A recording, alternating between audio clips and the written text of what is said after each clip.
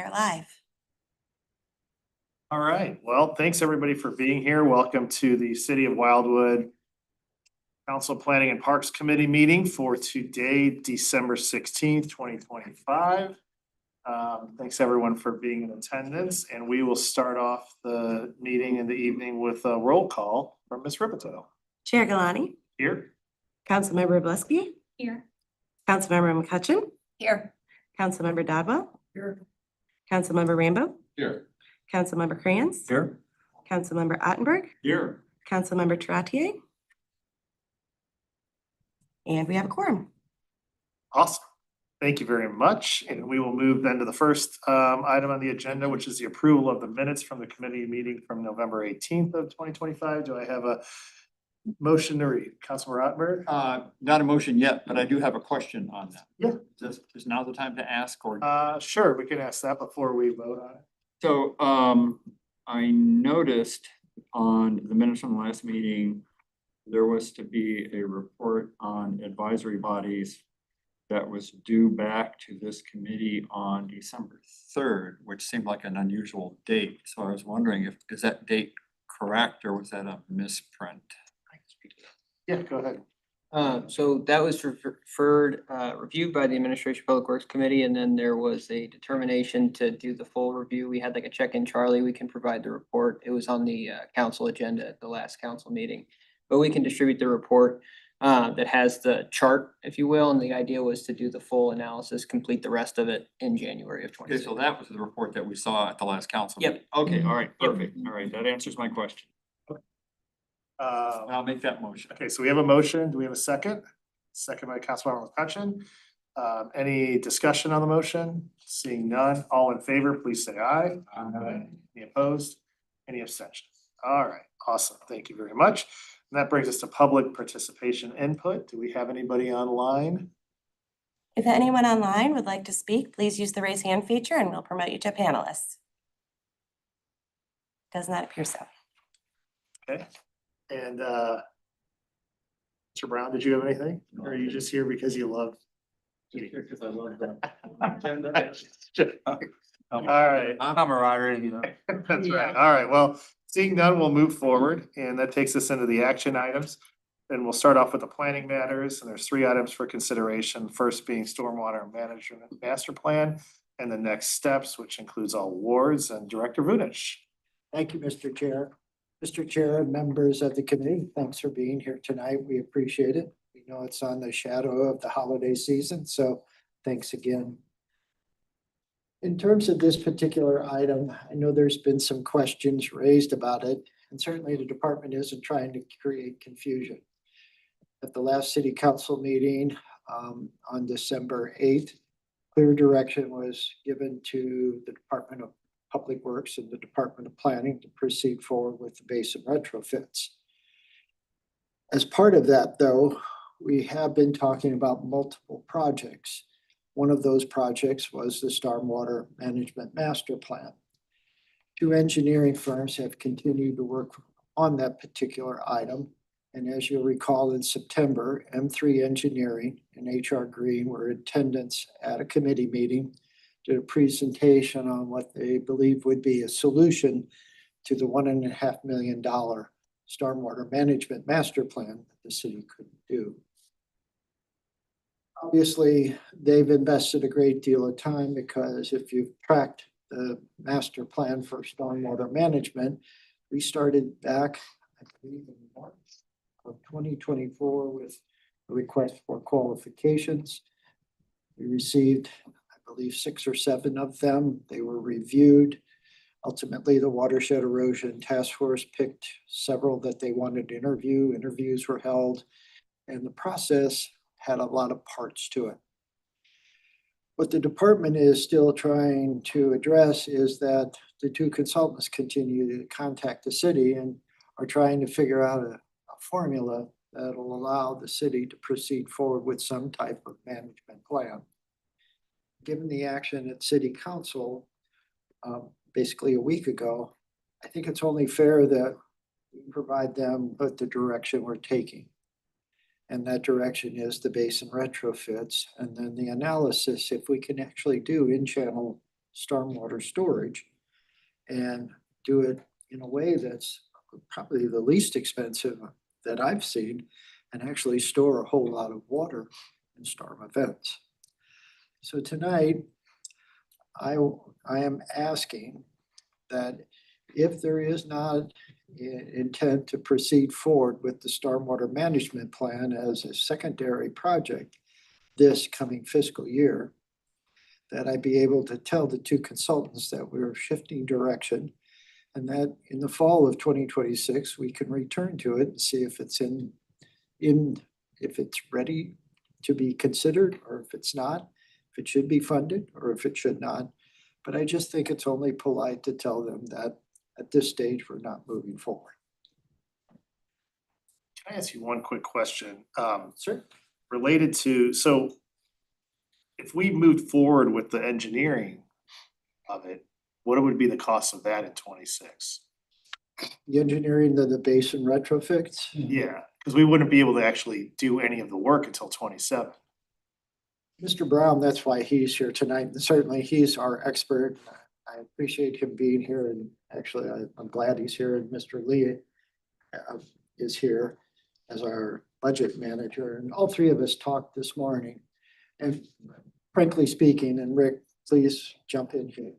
Our opinion is that by the time we do the RFQ for engineers, because we're not sure Todd Wagner, he did a great job in the analysis, is actually the engineer that'll design it, seal it, and then present it to the different review agencies. So an RFQ, review of the RFQs, potential interviews with committees or committee, then actually contracts, then design, engineering, permitting, and then we need also permissions from the different property owners, the HOAs.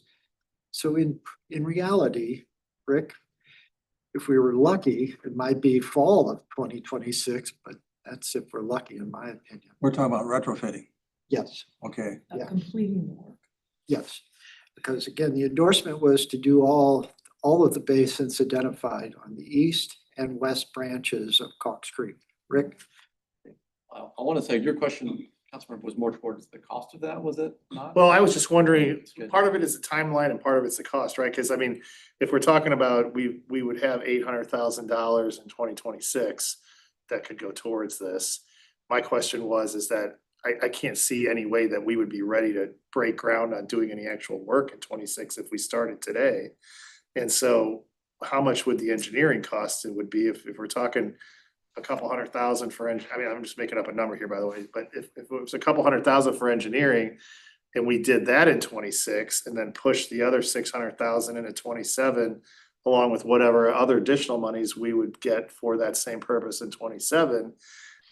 I guess my thing is that if we know we want to do it or we need to do it, if we delay starting the process, all we're doing is kicking the can further down the road to where now it's gonna be 28 or 29 before we would ever be able to, and those problems are just gonna escalate or become more comprehensive between now and then to where then do we have to have another analysis done to see if what was originally done in 25 is even relevant in 28 or 29? So I mean, I just, if we know we wanna do it and the council has said this is what we wanna do, it's all not gonna happen in 1 year anyway. So I guess my question to you, Rick, is what would be the cost to do, obviously the RFQ and all that, but what is our estimated ballpark range of engineering costs to do that? And what would be expected to more likely spend in 26 and the timeline of being able to actually do this stuff?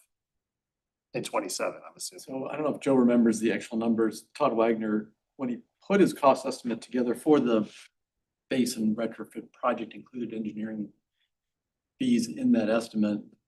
So if we're assuming, and I recall that they were probably no more than 10% of the construction cost, I would say it's easily less than $100,000, probably more on the order of $80,000 for the engineering remaining. And then the 800,000 we have that we could use in 2026, could we push off any of that money that's unused into 27? Or are there other projects that we could use some of that for? I think when at Administration Public Works Committee, Rick had gone to a conference or a workshop with MSD and they talked about the grant program. And Rick, didn't you say something? You don't have to spend it the same year you receive it or something like that? So yes, for referencing the new MSD Stormwater Grant Program, we'll receive 300,000 starting in 2026. But what they're saying is we don't have to use it every year annually. We can bank it and hold off and then spend it in a subsequent year. And So we could technically take our 500,000, bank that till 26, use 150,000 of their 300 grant to do the engineering and then bank the difference. And We then, had to apply for it, but is that an eligible expense to engineer I'm assuming it is. for the engineering for the detention Yeah. basin. Yeah. I don't know why that wouldn't be eligible. As long as it's in in the MSD jurisdictional area, which it should be. Yeah, but in theory, in theory, the council, say that 500,000, say we use MSD grant funds to fund the engineering portion of it. We don't spend it on breaking ground in 2026. If the council desires, that money could in theory be, hey, we didn't spend it, so we're going to use that. Considering we do have a balanced capital budget for 26. yeah, we could. So Councilmember McCutcheon. And then Councilmember Grant. Yeah, so I thought we had like 300,000 from MSD to do some of the work for the homes around Cox Creek. So would then the 300,000 not go to those homes that are falling into the creek or? Well, the Metropolitan St. Louis Sewer District has their own set of projects, and I believe there's 3 or 4 of them in the city of Wildwood, one of which is on Evergreen Forest Court, the home that is slipping into the creek. And so they'll do those regardless of the amount that they send to the city as part of this sales tax collection. So we have 4 projects in the 3 or 4 projects in the city MSD is going to do. And each year we anticipate now getting $300,000 from the district to use in their jurisdictional boundaries, which is partially the Merrimack River, Cox Creek, portions of Bottom Creek, and then I can't think of the other one that's over by Kiefer Creek Road. Slips Kiefer Creek. So even if the master plan for the water management or whatever you want to call it. Sure. So that 300,000 is going to be separate from what MSD is going to do in their area already. Yes. Okay. And so is this new project in MSD's jurisdiction?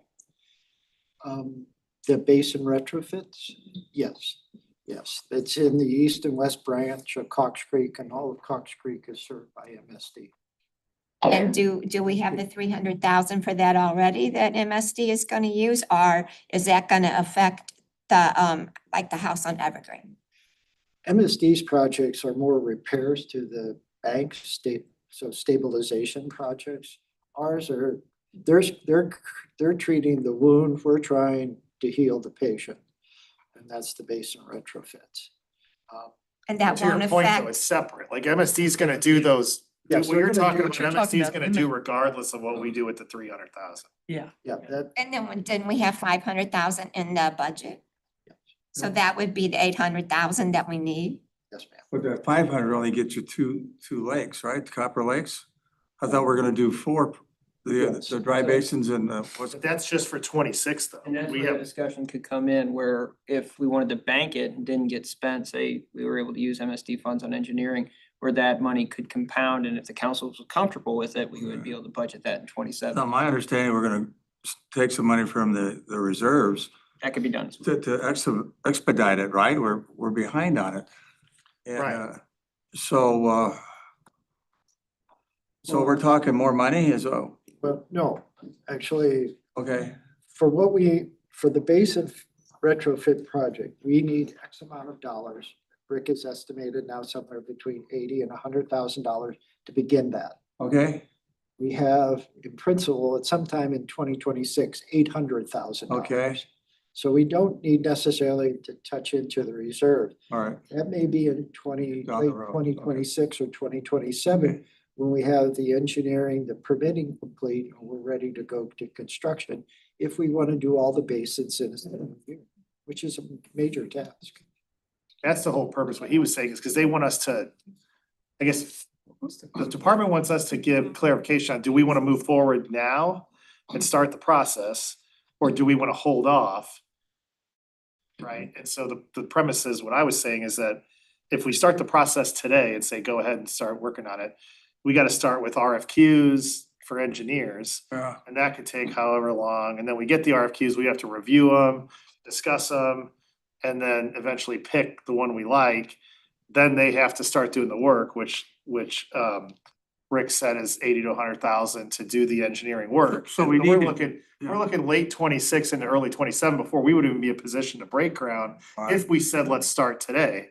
right. If we don't say, let's start today, now we're pushing it out to 28, 29. Yeah, So it's really, do we wanna do it? Let's start the process today is what I would say, okay, and move forward. And then that, if we only use 80 to 100 grand out of the 800 we have allocated, the other 700 can be pushed into 27 and beyond to do the work. I'll make that motion. That we do it Yeah. today, start today. So we got a motion, we got a second, so we, No, I was gonna make the motion, they beat me to it. oh, so they got that, all right. Saw you raise your hand as I come, I made it. So we've got a motion on the floor that says to proceed with the RFQ process and move forward in going into 26 to get this process rolling forward. We got a second on the floor by Councilmember Dodwell, and then Councilman Rambo had discussion on the Yeah, I motion. think it's still I think it's still appropriate, after the motion's been made. Funding gets yanked. And, so we have a sort of a natural tension between getting work done ahead of time and then finding out that we have to redo it again because funding got yanked for that year or whatever. And so I have two questions. The first one is how durable is this banking? Is it completely, it's our money, we can spend it whenever? Or is it subject to any whim of any board at MSD or any place It's, else? That's the from first my question. understanding, Mr. Brown, correct me if I'm wrong, but it stays there and I don't think there's any intention to drain. There's it, no but- intention, but This, I don't think there's an ability with the way that the legislation that got passed by the voters had stipulated. I mean, it meant to say, hey, each municipality is getting a certain percentage of the new tax, and then we get that money to do projects within their service area. That said, the whole idea of banking it with them, I mean, that, we could do some further study there. I do not believe it would. yeah, change. I'd be a little concerned, but my other question is sort of this same philosophy. I would like to see us spend money on other durable activities during the course of 2026. Like, for example, if there's any right-of-way acquisitions required to do the basins and those kinds of things, we can work ahead on that because those will stay in place even if it takes us 3 years to get around to it. And so we can spend a little bit more money now and do some actual useful good, because I would hate to say, okay, it's 2027, now we gotta look around, okay, we gotta get these 3 right-of-ways, and people squawk about that and it takes a couple of years sometimes. Pursue doing everything that we can Yes, do in the most absolutely, timely absolutely. manner. Yes. It's just that we already know to break ground on building the basin retrofits, we gotta go through this whole process of engineering and RFQs and everything to even get to a point where we're ready, and we know that's gonna be late 26 or early 27 if we start. But to your point, I think everything else that's able to be done in the meantime, like getting right, yeah. easements and everything else, we can pursue everything else as if we're full go ahead. We're on the same page, yeah. Yeah. So, Mr. Chair, I would note that in Mr. Wagner's presentation last month, his assessment was we only needed one easement outside the existing basin easement, our common We ground. could still pursue that. We could yeah. still pursue Okay. that, but I think Rick and I would make the point that the engineering firm will tell us if that's accurate and if we need more, or if we don't need that even onto itself. So we'll have to wait for the engineering to kind of catch up with what Mr. Wagner's done. But I think the department's anticipation is, with all the work that Mr. Wagner's done, and pretty detailed in some regards, any engineering firm that steps in has got a pretty good head start. They did a very good job surveying it. I know that, yeah. Yeah. Yeah, I mean, we just know that basically if we give the green light to move forward, as we all pretty much want to do, Yeah. we're gonna do everything we can do in as timely as some manner as we can. But we're all pretty much aware that we're not gonna be able to spend that 800,000 in 26. So we all are on the same page and know that we'll just push the money into 27 to actually do the work.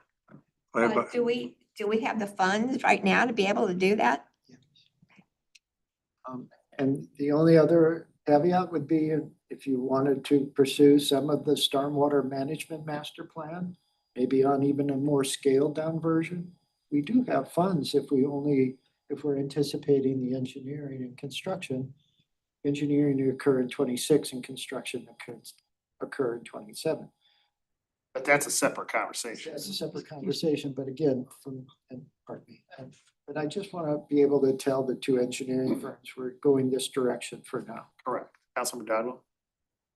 Might I make a suggestion that we, based on tonight's conversation, put together a summary report to both committees, our committee and Admin and Public Works, outlining what the three of you have identified as targets for 2026, going into 2027, what the targets will be, and then any ancillary additions that we can make based upon the funding sources that we have for 2026, so that in our January meetings, we can each make a determination as to, here's what we're gonna do the rest of the year. Sounds good, Okay. at least from my perspective. At least you have the direction Is that okay now with for you? the firms. Sounds Oh, good. wait, we got to vote still. Yeah. I'm sorry. All right, so we've had any further discussion on the motion? All right, seeing done, all in favor, please say aye. Aye. Any opposed? Any abstention? Anybody Thanks, Dan. second that? Yes. Okay, You did. oh, okay,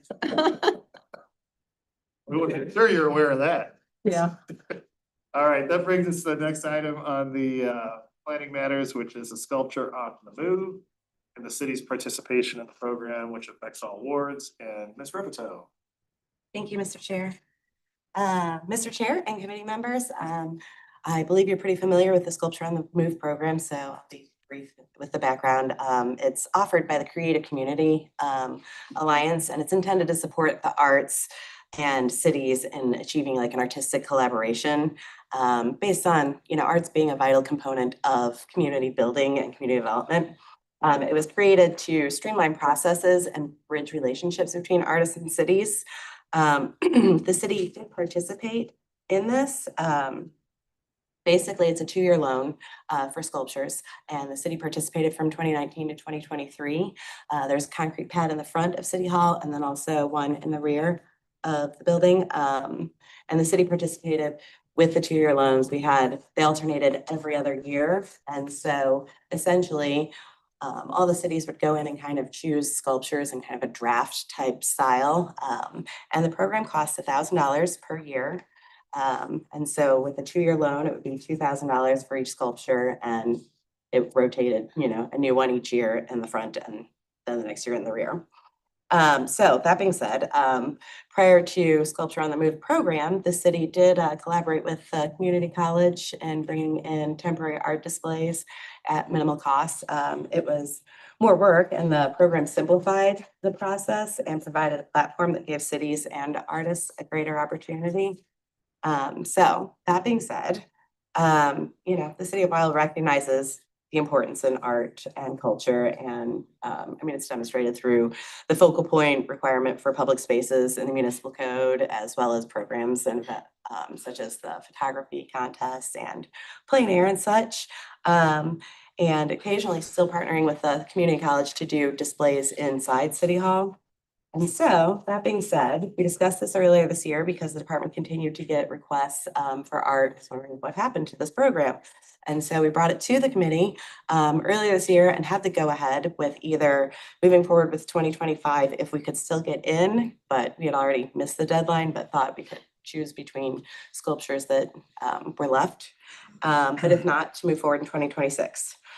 Since that time, the department attended a meeting with the Creative Communities Alliance and discussed the program. And the members that were at the meeting voted to increase the artist stipend. And it was kind of a choice between starting next year, going from 1,000 to 1,500, and then 2,000 per sculpture per year in 2027. So that being said, acknowledging the budgetary constraints The department thought that it would be wise to bring this back to the committee to discuss this further and see if this still was a priority and if this was still something that we wanted to participate in despite the cost increase. The group voted to keep it at $1,000 for 2026 and then increase it to 2,000 in 2027 because it was a little late in the year. We had this conversation and budgets were already written. So that being said, if we participate next year, it would be the same cost. 2027, it would go to $2,000. And if we did 2 sculptures, it would essentially be $4,000 a year instead of 2,000. And so tonight the department is asking A, if this is something that we still want to pursue, and B, also present a different option. While looking at the sculptures last year, these sculptures, while they're out there, they're for sale the whole time, as well as available for purchase after. And these were just 3 of the 5 that were the final contestants on that we presented to the committee last year.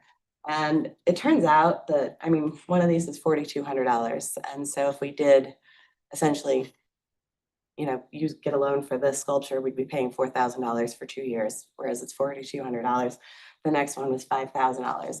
That one was $7,345. I don't know if the cost of the sculptures have gone up this year, and we won't know that until they've gotten all of them in.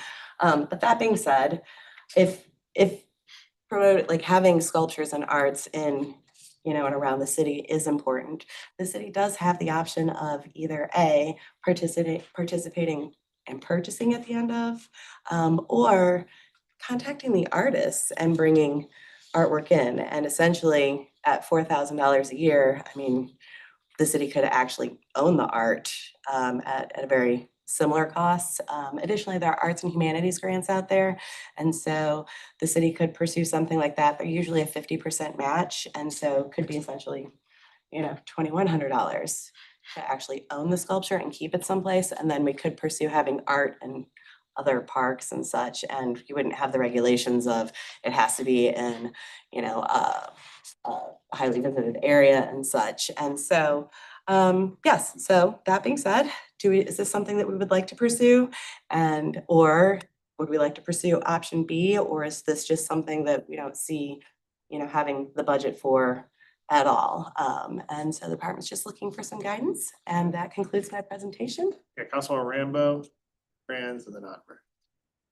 Yeah, so I missed the bright, colorful, eye-catching sculpture out here at the corner every time I drove by. And I wondered what happened to it for a long time before I found out what had actually happened to it. The one back here, not so much, but with our new Village Green, it's a great time to dress up City Hall with something eye-catching. I know the budget is tight, and so my questions to you, Melanie, would be how to explore that grant, and if we could even like find somebody and I don't know if the community college over here he has an art program, and it's probably more vocationally oriented, but if we could find some group of artists, even like, you know, we got Wash U, we got SLU, we got this and that and so on and so forth, and you know, just ask them for designs and pick one that's in our budget, and we can just buy it and have it out here. Because to be real honest, some art students are as good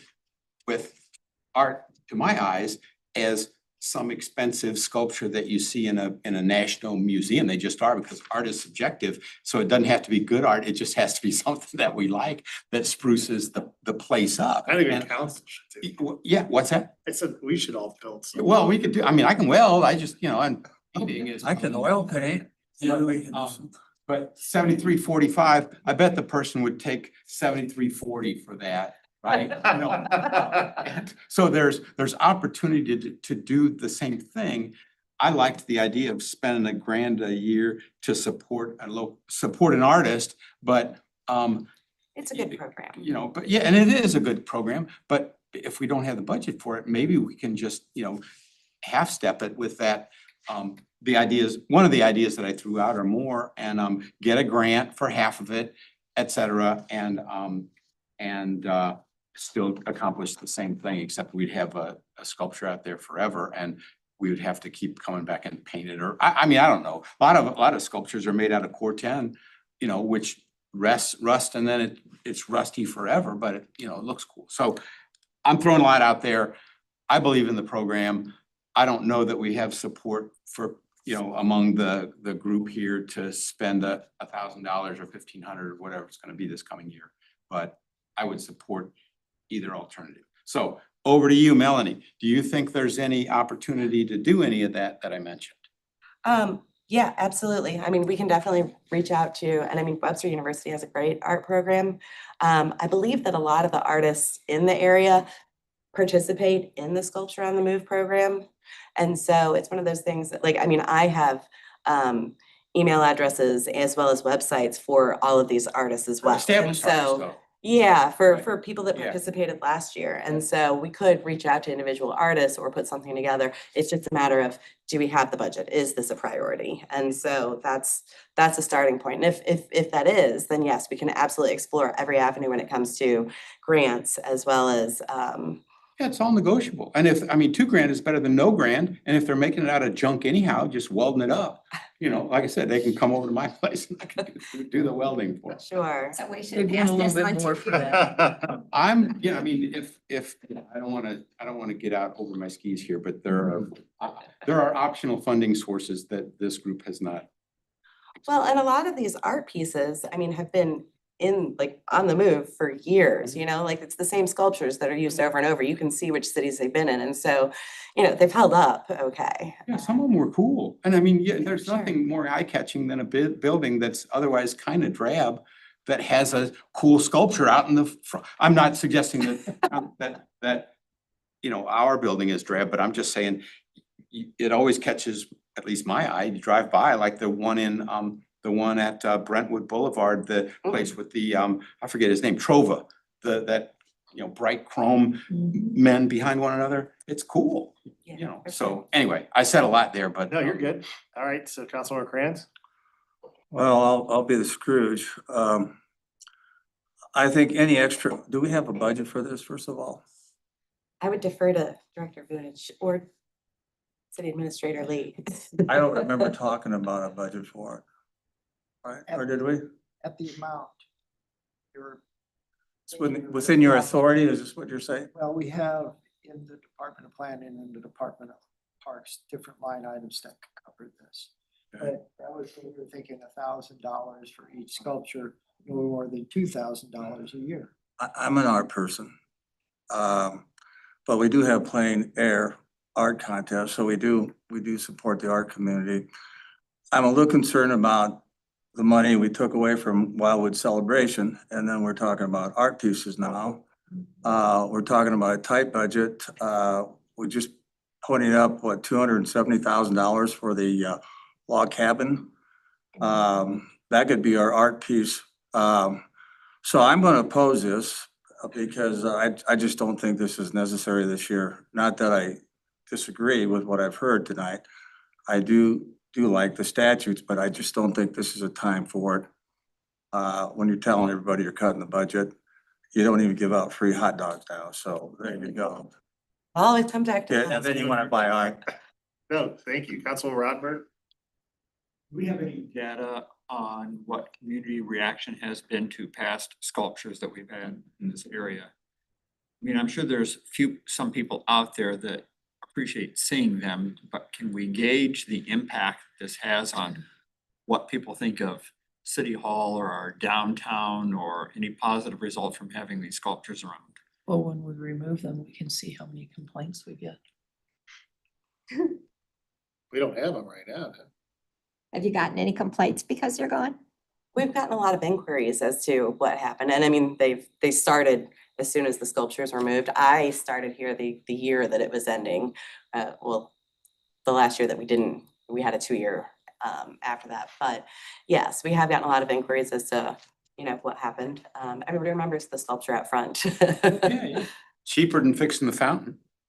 Right. Mr. Rothberg, One we had back by the community garden, when that was removed, that was probably the most concerted set of questions. Okay. Because obviously they walk by it every time they go to the garden and leave the garden, and there was an expression that was disappointing. It was always fun to see the sculpture.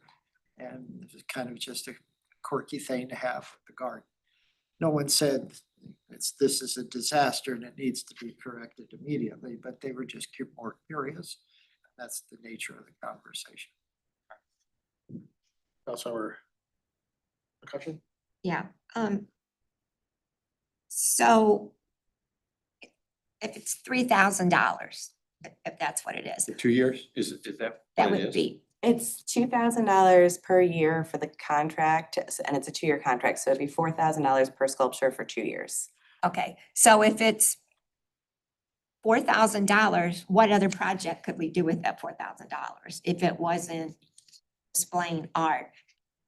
And just as a side, when we first started doing that, I think we put it up by Kimberry Place. Mhm. And it was getting vandalized. So that's when it got moved over here.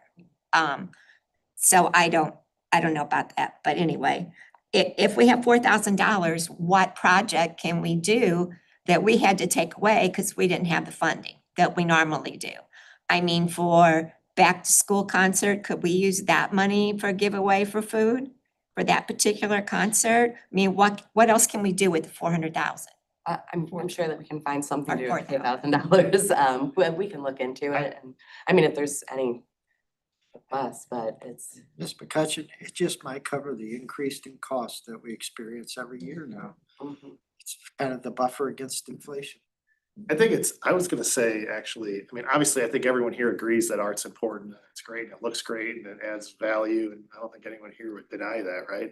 The question is to the points that have been brought up, obviously, we've cut in a lot of areas, and we're talking about dipping into the reserve, which we've got reserve, but at the end of the day, we also have to be fiscally responsible in the fact that, you know, we start dipping in the reserve, there's a terminal velocity to that, right? Because we'll keep using it, and as our revenues go down and our expenses go up, and, you know, the value of the dollar is something to think about too, right? As inflation continues to rise, that reserve goes down in value year over year, even if it doesn't get touched. So, with all that being said, I think that's the issue, right? Is if we're talking about doing this, but at the same time, I think Councilmember Rambo brought this up, but there's a lot of artists out there, whether it's WashU or St. Louis Community or whoever, or even just some people that are just getting into art that are, you know, so to speak, starving artists, that would just like the exposure and the notoriety where we said, hey, we're commissioning a sculpture to be built at City Hall for Wildwood.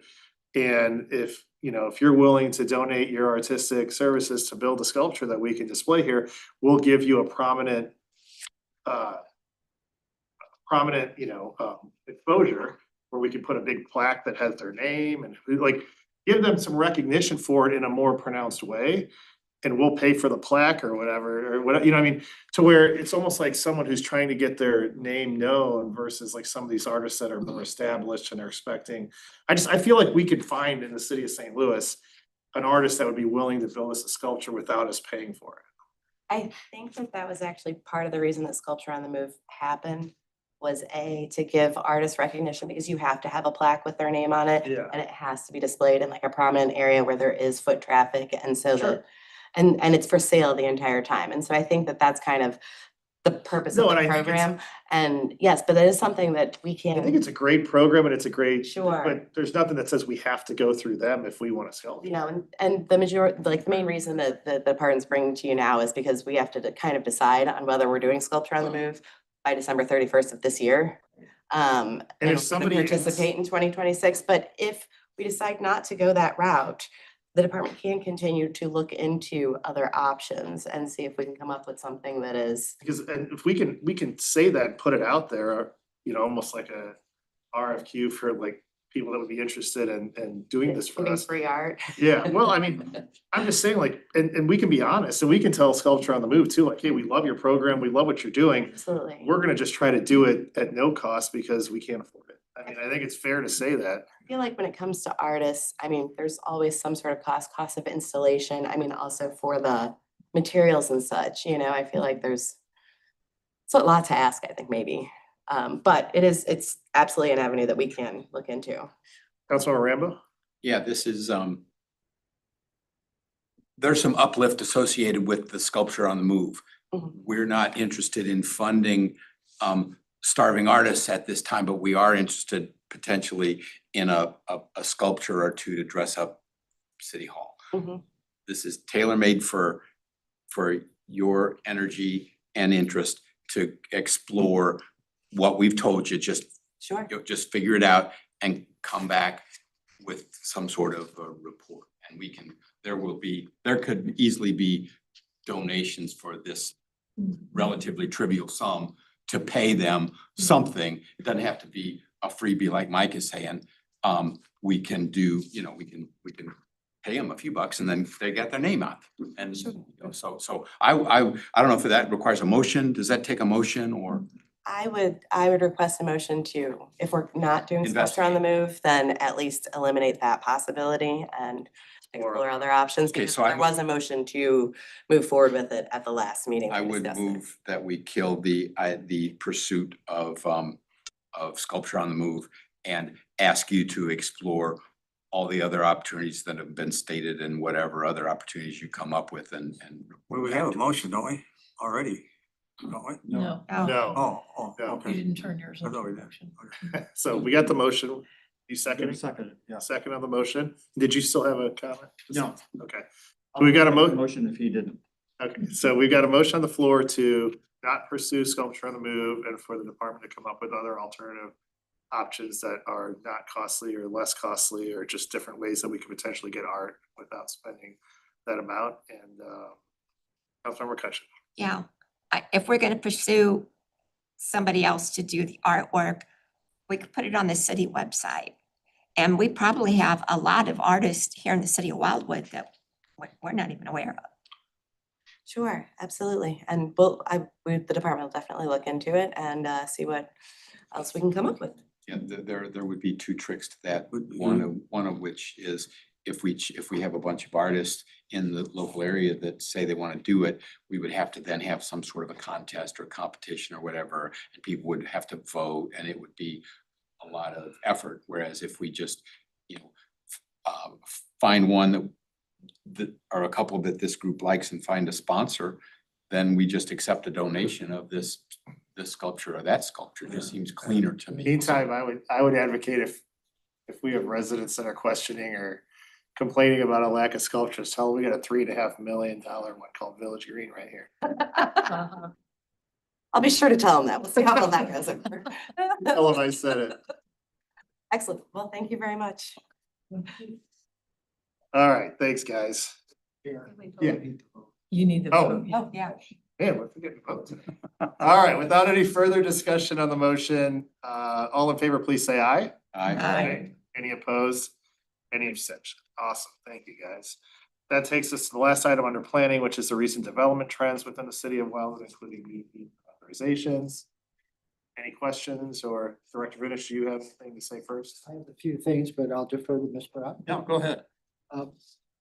Just kind of keeping you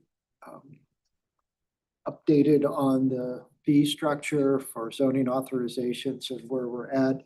Based upon the number of authorizations we've done over the last few months, we're going to fall a little short of our goal of $50,000. That was premised on a $50 fee for each authorization and are doing about our average 1,000 authorizations per year. I think we're going to come in somewhere between $42,000 and $43,000 based upon the trends that we're seeing. Secondly, I don't know if you noticed in the Sunday St. Louis Post-Dispatch, there was an article about Westland Acres. I was disappointed in that they portrayed Wildwood as probably being a stick in the mud, whereas we actually rezoned the property to the R1 1-acre resident district in 2006, and that survives. Something that City of Chesterfield has just recently done. And obviously, I've been told it's established several conditions that almost for all intents and purposes kills the project. So we have been more proactive with the Westland Acres community. We have rezoned the property and the property survives the timeframe that's gone from 2006 to now. And certainly we've been willing and able to work with the development entity, but we've not received anything to date, whether it's informal or formal submittal. It's thankless, Joe. Yeah. I mean, we have helped them out. I remember years ago, And then finally, Bard Greenhouse, they have a new owner, Jalili. They were formerly a business in the city of Manchester. I was very aware of them. They purchased Bard Greenhouse. We had a public hearing at the December 1st Planning and Zoning Commission. Planning and Zoning Commission fell in love with the proposal, and we'll be actually doing the letter of recommendation and skipping a step with the conditional use permit process to expedite the review by city council, so as potentially they can be open and be able to sell from that property this coming spring. And those are just some of the highlights. Councilman Rattenberg? Yeah, so, thanks, Chair. So I had two questions for Director Vunich. One was going to be on Westland Acres and what the latest decisions were by the Chesterfield City Council, and you've already answered my question. I guess I would be somewhat concerned about who was the source of this information that Wildwood would be a stick in the mud, although I guess at this point in time, it sounds like the project is not going to go forward, so that really doesn't matter. Is that correct? Well, it's Lawless Homes and a group of other developers that have worked together over the years on different projects. But John Nations is the principal that's been doing the presentations, at least to the city of Chesterfield, and met with Mr. Brown, Mr. Newberry and I when we talked about Church Road. I don't think it's done at Chesterfield, quite frankly, given the personalities involved and the individual. I think they wanted them to go back to the drawing board and take into account some serious reservations about the perimeter of the property and et cetera. So I think it's going to survive there. That's just my assessment. Doesn't mean it will. I'm more concerned about the decisions being made on a community that over half is in Wildwood and Church Road is in the city of Wildwood. And they're making decisions in Chesterfield, not really what I would say necessarily telling us what direction they're heading on a regular basis. But I just think it's important that you all understand, since we did deny the de-annexation and annexation into the city of Chesterfield, but take it in context. It was shortly after the incorporation, and we depend on population for our sales tax.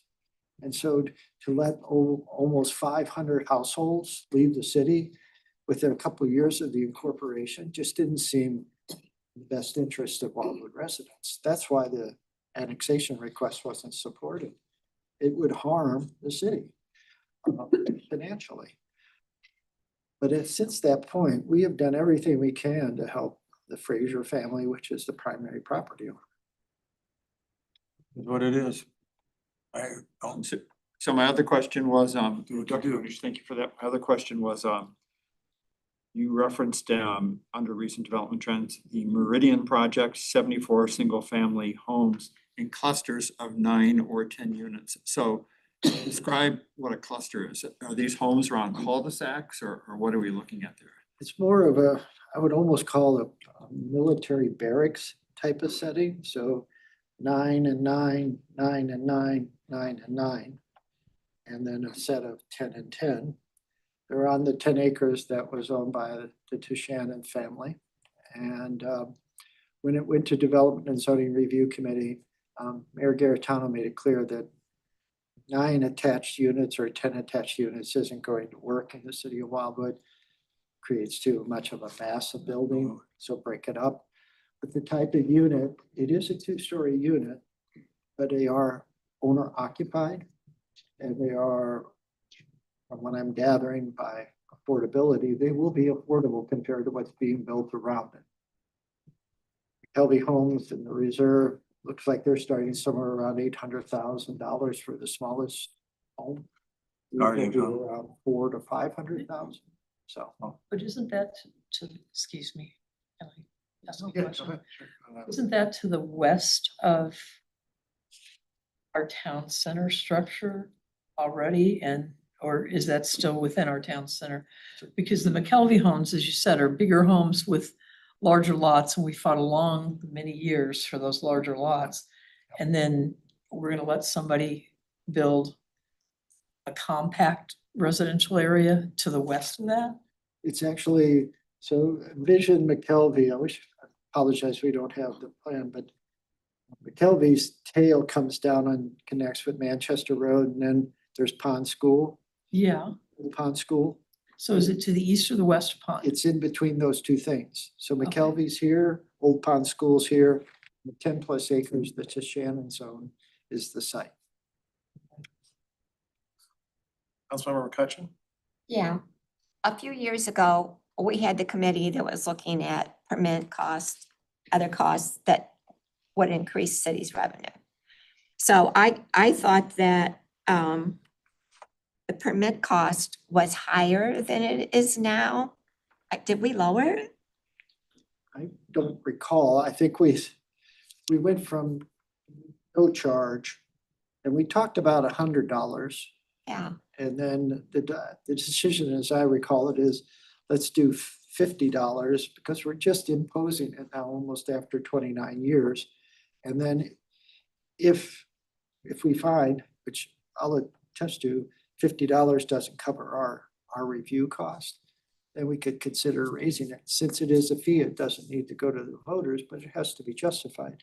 And as I've said before, many years ago, a lot of the permits were just reviewed by the Department of Planning, decks, interior finishes, et cetera. But now the arborist, the Department of Public Works, the Department of Planning, we all review them regardless because each lot now has to manage stormwater. Each lot, for all intents and purposes, has to basically tell us, are you removing trees? Are you removing grand trees? What's your landscaping? Is it native? So we bring almost 5 or 6 individuals into the process now to review authorization we see. And I also would say that the fee also offsets the cost for MyGov, the Meridian portal that we now have, we lease, so to speak, on a yearly basis. So I think there's justification to raise the fee. and that would be this committee. It would start here, yes. Yeah, and I know there's a motion on the floor, so I'll wait. Tom, do you have anything? No, I would I don't think agree. you have a motion on the floor. We I don't? think so. No, okay. Well, then I move we increase the permitting fee to $100. Do we have a second? I have a, Say it differently. well, how about this? Could you hold that? And this is just, I'd like to provide you some background so there's justification if you get questioned. Because obviously, eventually somebody's gonna call you and say, what's going on? I've just started to pay $50, now it's $100. I think you'd like to have something in hand that would say, here's why. You know, these are the costs we experience, these are the timeframes each permit takes. So it's all money it's all taxpayers' money that's going into this, and we're just capturing a little bit of it.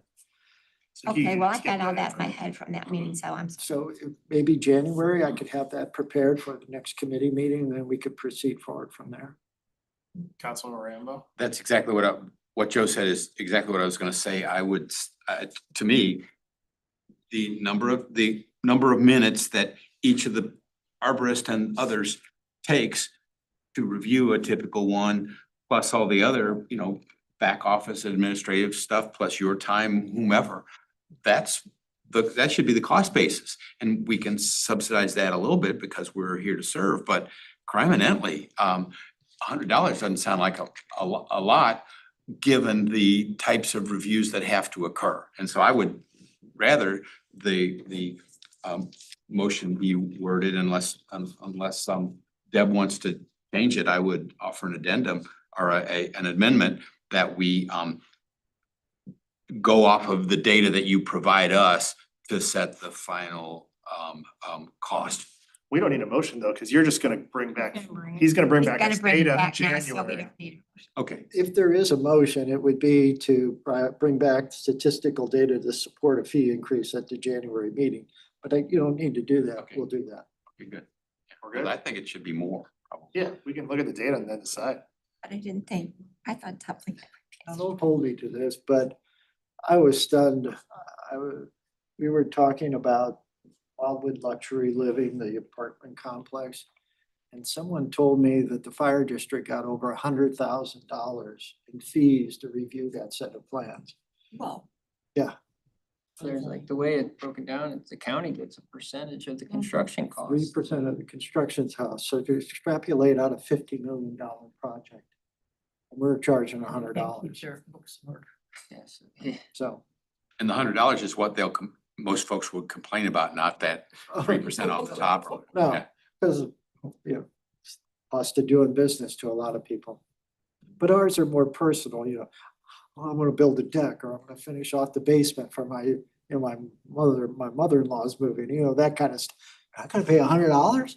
That kind of. If there's a way, maybe there's a way to look at it and justify a percentage based on. Yeah. And that's the thing, though, you have to, by state statute, you have to be able to determine and back up that, yes, this takes the amount of time you're saying it does. So if you put X amount of effort in, you gotta show that monetarily through the staff time. I think we can easily do it with any cost, quite frankly, because it's about 840 permits we're expecting this year alone. So do think it's necessary to review the current costs.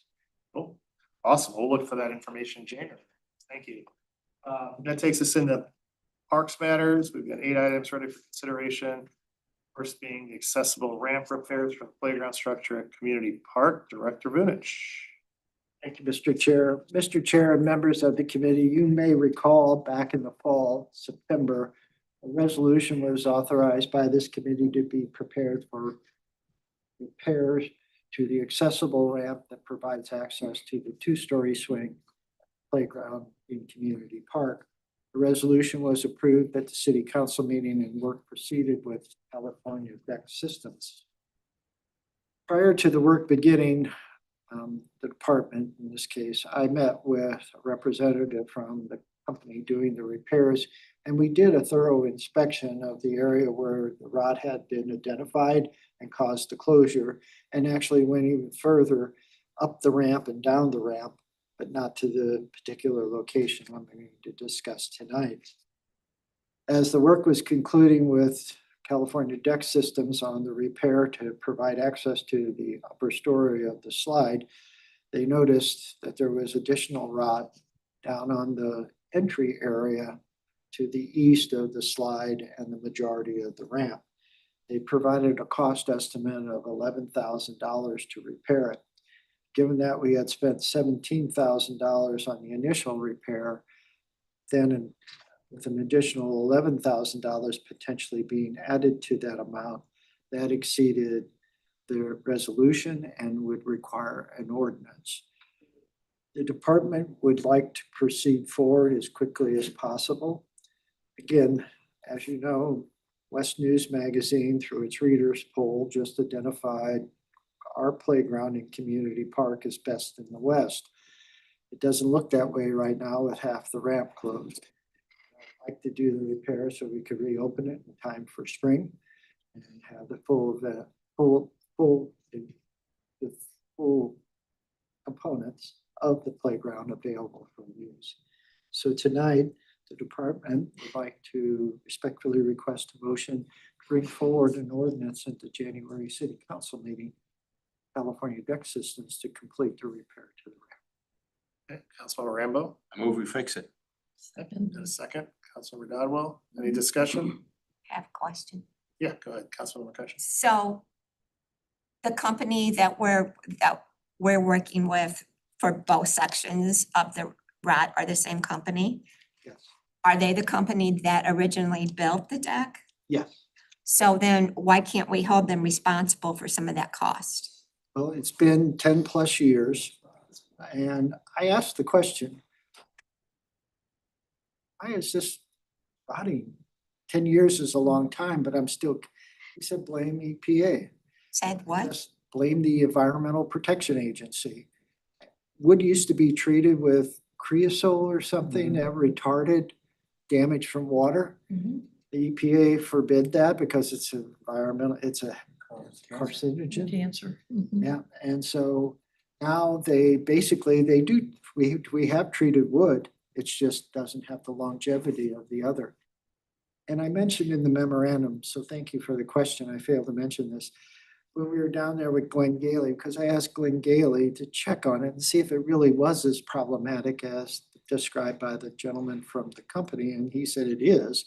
He said, you know what you need to do? You need to clear out some of this vegetation because it's shaded almost all Stays year wet all long. the time. The moisture doesn't evaporate. Evaporate. So he said, I can do that work for you. So when you make the repair, it gets more airflow and you shouldn't have the problem. Oh, That's wait, all. I'm sorry.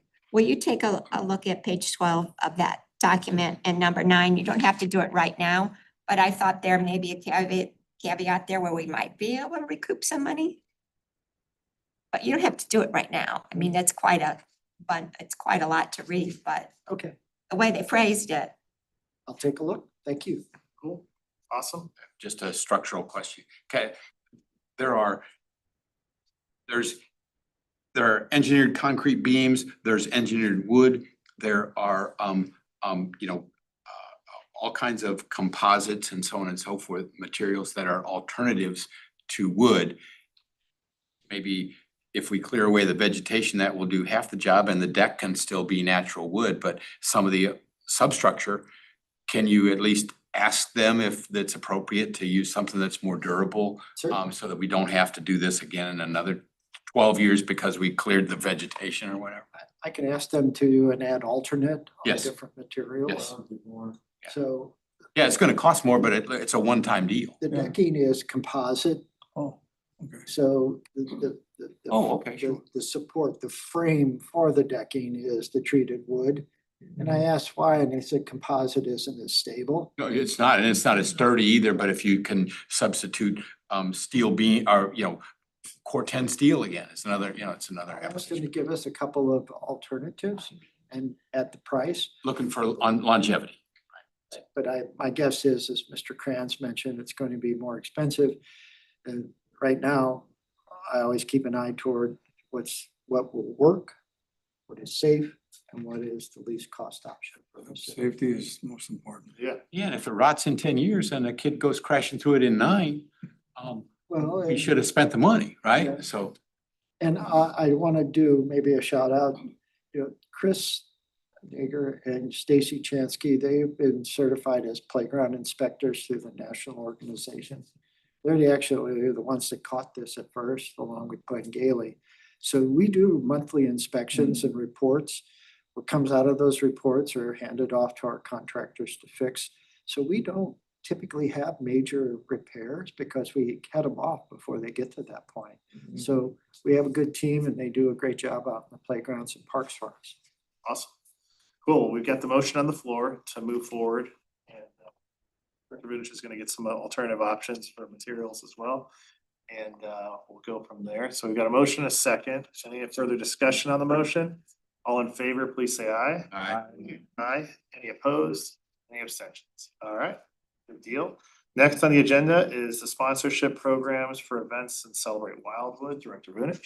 Thank you again, Mr. Chair. Mr. Chair, members of the committee.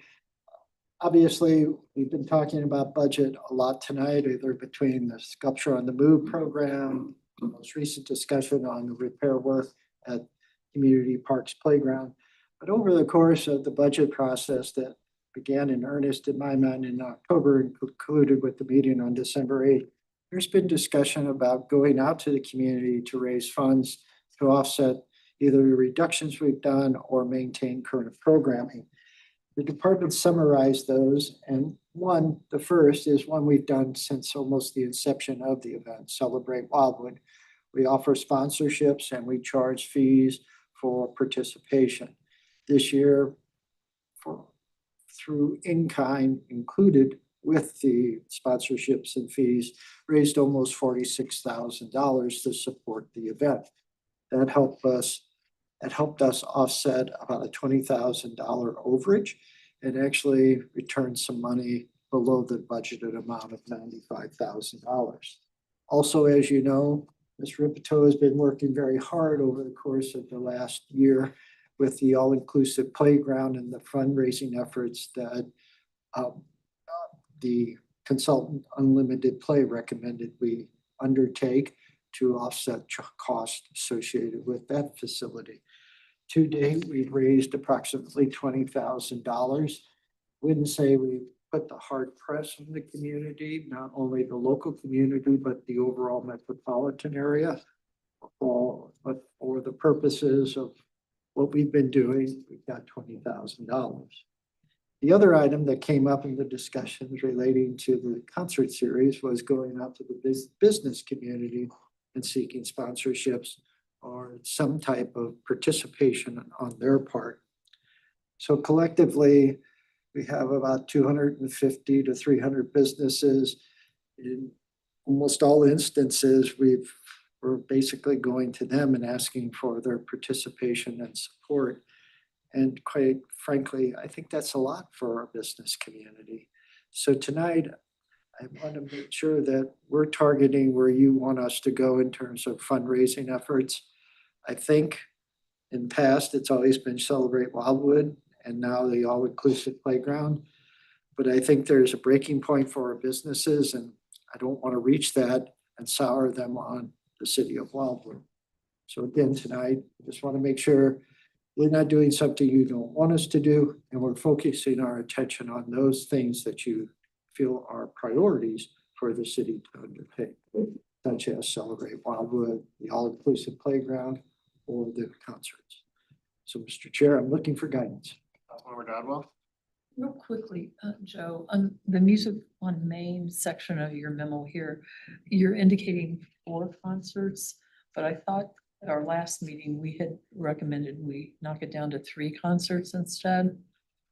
Well, Mr. Lee, The council at the end of the discussion for the budget work session had decreased the total authorized amount from 85,000 to 60,000, but with the elimination of the free food and freebies other than water, that resulted in savings. Originally, the department had presented kind of both as options, like, hey, if we can go this way or this way. We wanted to keep the freebies. We would have had to remove down to 3 concerts. We can technically do 4 since we're not doing those freebies anymore. Councilmember McCutcheon? Yeah, so where did the funding come for the free food? Did it come from the city or outside the city? Oh, it was the cities. It's cities. So has anybody ever thought about going to like Deerbergs or Schnucks? They have community relations departments. And maybe ask them to provide some food for us, whether it's chips, whatever it might be. We've had Sam's Club in the past provide free chips. They sent up a little tent and gave chips out with the free hot dogs. We can make an attempt, but I cannot guarantee that they will supply them. Of course you can't, but if you reach out to them. We've made some attempts with Schnucks and Deerberg specifically. Schnucks is gracious enough, and we do appreciate the in-kind donation of letting us use their parking lot for the Celebrate Wildwood event. But typically, and even with the all-inclusive playground, we haven't really gotten any bites. The other thing we might do is put up a little sign that says, please donate to, and then put what it's for. You're laughing, but this works. I did it for parents as teachers. So, and then, I mean, you can put it at the registers, at the stores or companies or wherever, mostly where people go, and you'll be surprised how much money you collect. And now we can put those little, things. QR codes. Yes, we can put those up there and they can donate through those. I think it's worth trying, but that's up to everybody else. Because again, I did it parents as teachers and we collected quite a bit of money. We didn't have a budget. So we had to come up with our own money. So we got kind of creative. But those do work. They won't put it on their little bags though. They save that for other other collaborators or whatever. And the other thing I thought, I mean, we've talked about it, you've talked about it, is that, council and P&Z commission members and other committee members could help on Day of Celebrate Wildwood to give the staff some relief. So those are my suggestions. Okay. Councilmember Robluski? I'd I just wanted do to it. mention that when we had the discussions about this, I think part of it too was to say, as we go out and ask, it seems like we ask for one event at a time, and we're asking the same people. And part of the thought and my suggestion was that we take this and make it a more global way of asking and say, these are the events we're having this year. So instead of like hitting the same people multiple times, we put it out as, here's all our events, here's some of the activities.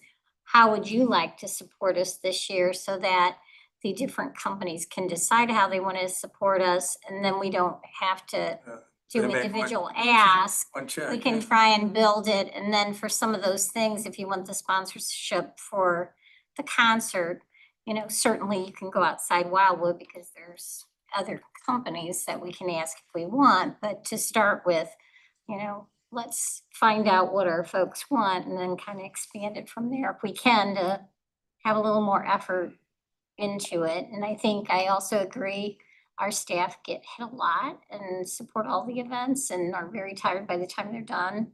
Certainly, increasing our volunteer kind of efforts, whether through the community or through council members and committee members. There's a way to organize that too. Certainly you have to look at liability insurance and things when you do ask people, but there's methods to do that as well. Awesome, thank you. Councilmember Kranz? So you're asking about the companies here that really can afford to donate. And I'm not sure what the top 10 is, but certainly Deerbergs or Schnucks, they probably have some sort of a foundation. Because Union Pacific had a foundation for this, if they're tracked. Unfortunately, we don't go through here. But they would have paid some money for something like that because they supported communities. So I'm assuming Deerbergs and Schnucks probably have that kind of a foundation. And I'm just wondering if there are any other businesses that have foundations that do support, the corporations support these gifts and not the individual business person. So I would focus in on the big businesses, the smaller businesses. I just drove by that restaurant that opened up where Benedetto's was. There's nobody in there. I looked in the window. There's a big open sign. It's sad to see. And Three French Hands does well. But there's not that many businesses here that have a lot of money, like Deerbergs. And you keep hitting those people up and they stay in business and then they go away. So it's tough to get donations. And so I would focus in on the ones that do well here. We got accounting firms or law offices or anything like that around? I don't know. Well, I don't think they have to be within the city of Wildwood as long as they're corporations. Then you can, well, but to really go out and try to get money from them. I used to be on the Lions Club and it wasn't easy, because they go, well, nobody's, I donate, but nobody's coming here, and that kind of thing you hear once in a while. And you understand their situation, so I get all that. But you could put something on the website, if people really look at it, I don't know, or send something out. But I just think, you're gonna get the real money from the companies that do well here in Wildwood, and Deerberg certainly is a big draw in Schnucks. The dollar store, I don't know if those are franchises or how they operate it, but I'm just giving you my opinion that it's gonna be tough to raise the money here. And because am I right or wrong? Have you gotten money from Deerbergs in the past? We contact Deerbergs every year for Celebrate Wildwood, and I think the donation we receive each year is $250. How much? $250. Do you go to their community relations department or who do you go to? We actually send it to Deerbergs, the home offices. As we understand, the store manager probably doesn't have that authority to basically take money out and give it away. So we start with corporate office, go from there. And I understand. Well, okay. All right. It takes a lot of time. Every Boy Scout troop, the Girl Scout troop, every organization, every good cause is coming to the businesses asking for donations of some sort. That's why My intent was not just Wildwood businesses, because we already hit them up. I understand, but I guess what I'm saying is I don't want to dilute some of the projects that are more priorities to you. Going out and asking for this for Right. concerts, this for Celebrate Wildwood, and this for all inclusive. There's only so much of that dollar that's gonna come to the city that a business has. And I wanna make sure we're doing what you want. Is it the all-inclusive playground? Is it the Celebrate Wildwood? Or is it the concerts? All, none, or one? And I just wanna, we only, as I say in the memorandum, we only have so much time in a day. We only have so many staff members to do this. And fundraising isn't something we're all trained in. Right. Some are better than others. I'm thinking, You should do the fundraising. That's volunteer work. Yeah, yeah. Let me go to Councilman Rambo and then I got Councilman. So, durability is my theme tonight, evidently. I think structural improvements like the all-inclusive playground ought to take precedence over events because we can always skinny back on hot dogs or just whatever. I mean, just use your own examples. One of my favorite places in the region, it's not Magic House level or City Museum level, but it's a really cool place. It's the Doris Schnook Children's Garden at the Botanical Garden. It's just Oh, a it's very, nice. very cool, but Yeah. it's all natural and it admittedly, it's completely different from our all-inclusive because it's rope climbs and all these kinds of tree houses and so on and so forth in the trees. But there's a lot of pathways and whatnot to get up at, like those bridges you see in jungle movies where they can walk on boards and get on up to a place. So the point I'm getting at is I wanna donate something to the all-inclusive playground, but everything that's available to donate is like this plasticky stuff that just doesn't fit my aesthetic at all.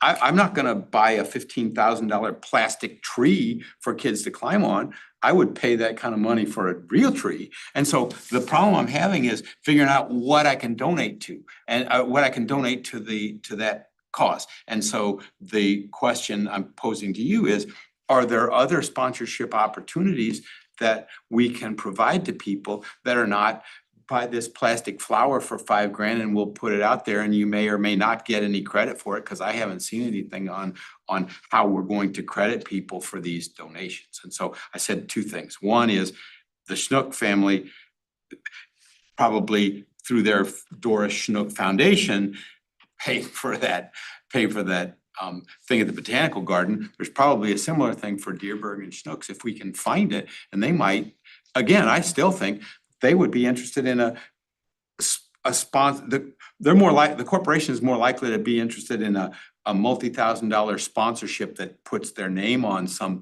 major feature of the park, as opposed to $250 to buy hot dogs for the Celebrate Wildwood thing. So that's one thing. And the other thing is, can we find, I think there are more sponsorship opportunities available to us than I've seen that would be more in line with what somebody actually wants to fund than something plastic or impermanent. So, Joe, you have something to rebut me. no, it's not a rebuttal, actually. I'm gonna let Melanie, with the chair's permission, respond to how we're recognizing donors, because that's a key component. Yes, it is. Yes. Yes.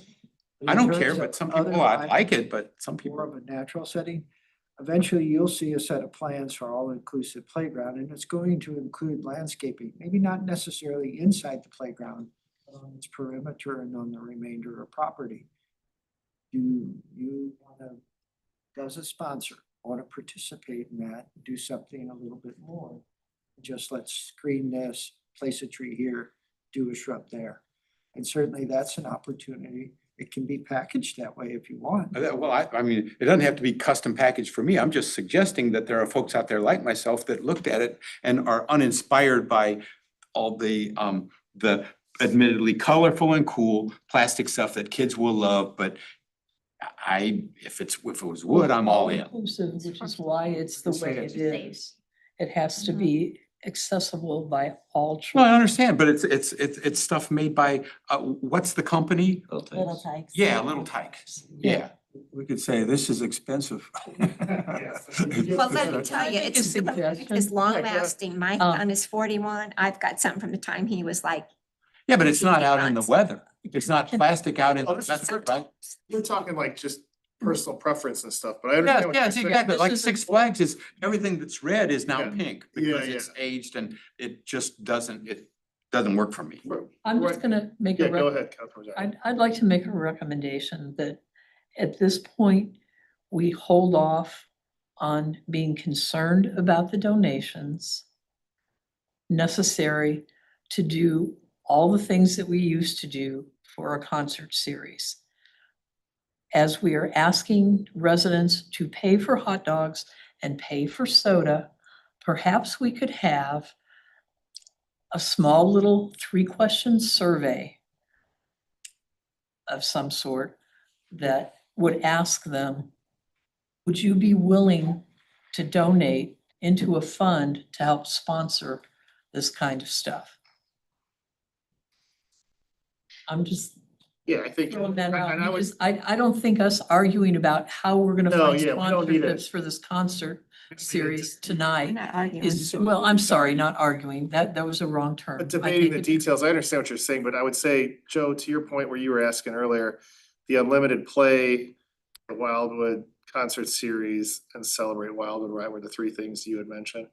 I think if you collectively package those, cause you wanna keep the list relatively limited, you don't wanna have like 50 things on there that we could spend the money on. But I think those three things are things that everyone in Wildwood could get behind in one capacity or another, right?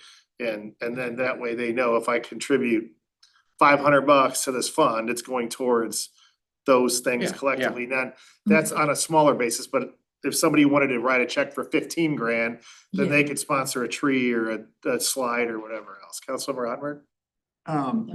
At the last coffee with the mayor, there was a woman that sat over on this side of the room. Had, I think, recently moved to the city, and she gets involved in fundraising, and she offered to assist the city in its fundraising efforts on a pro bono basis. Did we ever make contact with her? Or do we know who she is? I have her email and contact information, and at the mayor's coffee, I mentioned with the holidays coming, get with you at the start of the new year, because that's when we're gonna really kind of relaunch everything. Just all inclusive play. Perfect. Thank you. I think those three things you were talking about from the very beginning are three things that we could focus on and go for. Well, I was gonna add to your to the list by one. There are so many people that used to take prom photos in front of the fountain. There are so many folks that probably miss the fountain, and it's gonna be even more prominent people coming in to the new building over here next to the new, what's the name of that place? I keep Oh, forgetting. Mia Rose. Luxury apartment. Yeah, the luxury apartments, whatever the name of them is, and coming to the new playground and coming to the new Village Green and so on and so forth. The fountain is gonna become more prominent than ever, and it's dead right now. And yeah, we'd make the best of it, but I know it's expensive, but I would think that a lot of people would be interested in firing that baby back up. No, I don't disagree. The only thing I would say in that regard is that we're talking sponsorships for these like specific events and stuff. I mean, the unlimited play, I would say, is included in Village Green, which is all the events are gonna happen at Village Green. I don't disagree with you at all about the fountain. I just think that would be a separate It's a project. separate- Cause we could come up with a list of 20 things in Wildwood. Yeah, well, we or- should or- talk about the fountain, maybe it's a separate discussion. Correct, but I where just we think can find out what either it's gonna if you cost, decide and it's maybe gonna put that in the budget or I think do something. Thomas knows. Yeah, real quick, I mean, the CCID oversees the fountain, and with the CCID, it does not have access to the same level of funding. It only has about $80,000 a year that it's able to spend on maintaining all the sidewalks, streets, street trees, electrical. Everything you can see that's west of the city hall here to 100, all the streets and everything in their public space has to be maintained with that $80,000. There is a way we could set up some type of cooperative agreement between the city and the CID, where the city would pretty much help out the CCID, but technically it's CID property. If people thinks it's worthwhile, I think it's worth having a separate discussion Yeah. about fixing the Originally- fountain or not fixing it. Originally, we did have that discussion. We went out and got bids. Hundred and fifty K or? 250. Yeah. New fountain out here? Yeah. The fountain at Fountain Place is 250 to restore to and get it to its former People glory. loved it. To just repair it, it was 56,000. The department has recently looked at a couple different ways where we could maybe retrofit it, fill in the current basin that's out there, and then have a smaller water feature inside that basin. And that does seem to be a little bit cheaper. We're trying to put something together right now on that, but that's something the CCID is gonna be looking at, but it's gonna be extremely expensive to open it like it was. I would assume that if Doesn't have to anything, be. It it's could gonna. be a few little fountains like people have in their yard for $100 in a basin. That's what it's If probably. you're one of the residents that liked it, what if we put out to the residents who would like to donate to the repair of the fountain in town center? Yeah, that's I'm just, the idea. I'm That's just the concept. saying, Yeah, we could. let's start Point asking for is, some the citizens for. They'll we can want a come up with- plaque there. We can come up with different things. I don't disagree with you, but I think for the scope of getting this off the ground, I think keeping it to a limited of those three things that you said initially. Yeah. And then we can look into the SID and what ways we can look at raising money or finding ways for the city to participate. I think some of these different projects that Just could be relevant and important are just a separate. comment I Yeah, got go is, ahead. is that I hate to see the Village Green, the all-inclusive playground, be a place to advertise, you know. I like to have that clean, you know, and, Well, there would just be a small thing and for the big ticket items. well, right? if We it's just- hidden, yeah, it's how they put it. You Yeah, know, we talked that's my about- only concern. Those are only gonna be little names. Well, I You could hope- almost I have hope it be so. like a wayfinding sign area that's Okay. recognition. Oh, instead of- okay. Yeah, we almost talked about having a board or something, but that's a conversation for later, once we have all the donations, right? Yeah. If I may. Yeah, go ahead. The fundraising group has discussed signage and signage costs more money. And so signage was partly dependent upon how much money we're able to fundraise. And so, but we've been looking into various different ways and some of it, if over at Queenie Park, they have names like they're actually like vinyl letters on the equipment. And so there's a possibility, there's a concern that vinyl comes off. And so we're looking into the best way to do it. But at minimum, there will be a sign at the entry that gives everyone credit. Yeah. And That's all it in addition takes. to like sponsoring the you actual go. pieces of equipment, you can donate money and we have different tiers that will, you know, the top tier would recognize and probably be in larger font than this like lower tiers and such, but you don't have to sponsor a piece of equipment. I mean, there's a whole lot of the rest of the park that still needs to be funded. There are And examples so- everywhere of just what you suggest. Yeah. Yeah, As long absolutely. as But we either do that, way, but we need to everyone make that donates more than $1,000 will be recognized on the sponsorship think signage that's- outside of City Hall. And right now, people are recognized on the story map for their sponsorships. Okay, so I wasn't aware of either of those. Yeah. Yeah. That's good. I got Councilmember Cutchin and then Councilmember Ottenberg, but I wanna make sure, let's do this, cause I feel like we're getting off Yeah, track. well, We're having I- conversations about 20 different things. We gotta stick to the agenda, cause we're already at 7 o'clock. We still got other things going. This is strictly to discuss the sponsorship that Director Vunish talked about and the fact that we're gonna have unlimited play, Celebrate Wildwood and the concert series as the beneficiaries of the sponsorship dollars that we're gonna be talking about as a collective fund to go through those three things. So discussion needs to stay strictly on that topic. Well, I was gonna back up to what Mr. Lee said about the fountain is. Well, I don't wanna talk about the fountain right now. Not that we Yeah, don't we need to should talk have a about the separate fountain, but. discussion. I'm sorry, I No, started. no, you're good. but No, no. It's important. It's a good discussion and I We can put it agree on the we agenda can- for next month. We can put that on the agenda for another meeting. We're totally good with that, to actually talk specifically about that, but I don't wanna, cause then we branch off into different things, and next thing you know, we're talking about 5 different conversations that aren't. talking about. So. Go ahead, Councilmember Ottenberg. Specifically to this topic. Yeah. Going back to Director Vonish and something you mentioned, I think early on in the discussion of this topic, you mentioned that the department hasn't necessarily put on a full court press yet for sponsorship. So what does that full court press entail? As Melanie mentioned, we have a group of volunteers that city council authorized us to form. Many of the volunteers have firsthand experience in all-inclusive play. They have been doing some of the preliminary groundwork with organizations that they're affiliated with. But primarily, we're gonna take that, plus issue a letter to any business in Wildwood and any of the larger corporations throughout the metropolitan area explaining our project. That draft of that letter has been prepared, and so we're basically gonna expand our reach and start soliciting from the region, not just Wildwood. Primarily, most of the money we've raised has been from Wildwood residents and businesses. So that's that. Also, we're going to have what we like to think as part of the opening of Village Green Phase 1, events out at the facility to show people where the new playground's going to be, where the equipment's going to be, so they know what they're buying or sponsoring, so to speak. So that'll happen once the weather breaks in early spring. So it's a multiple pronged approach.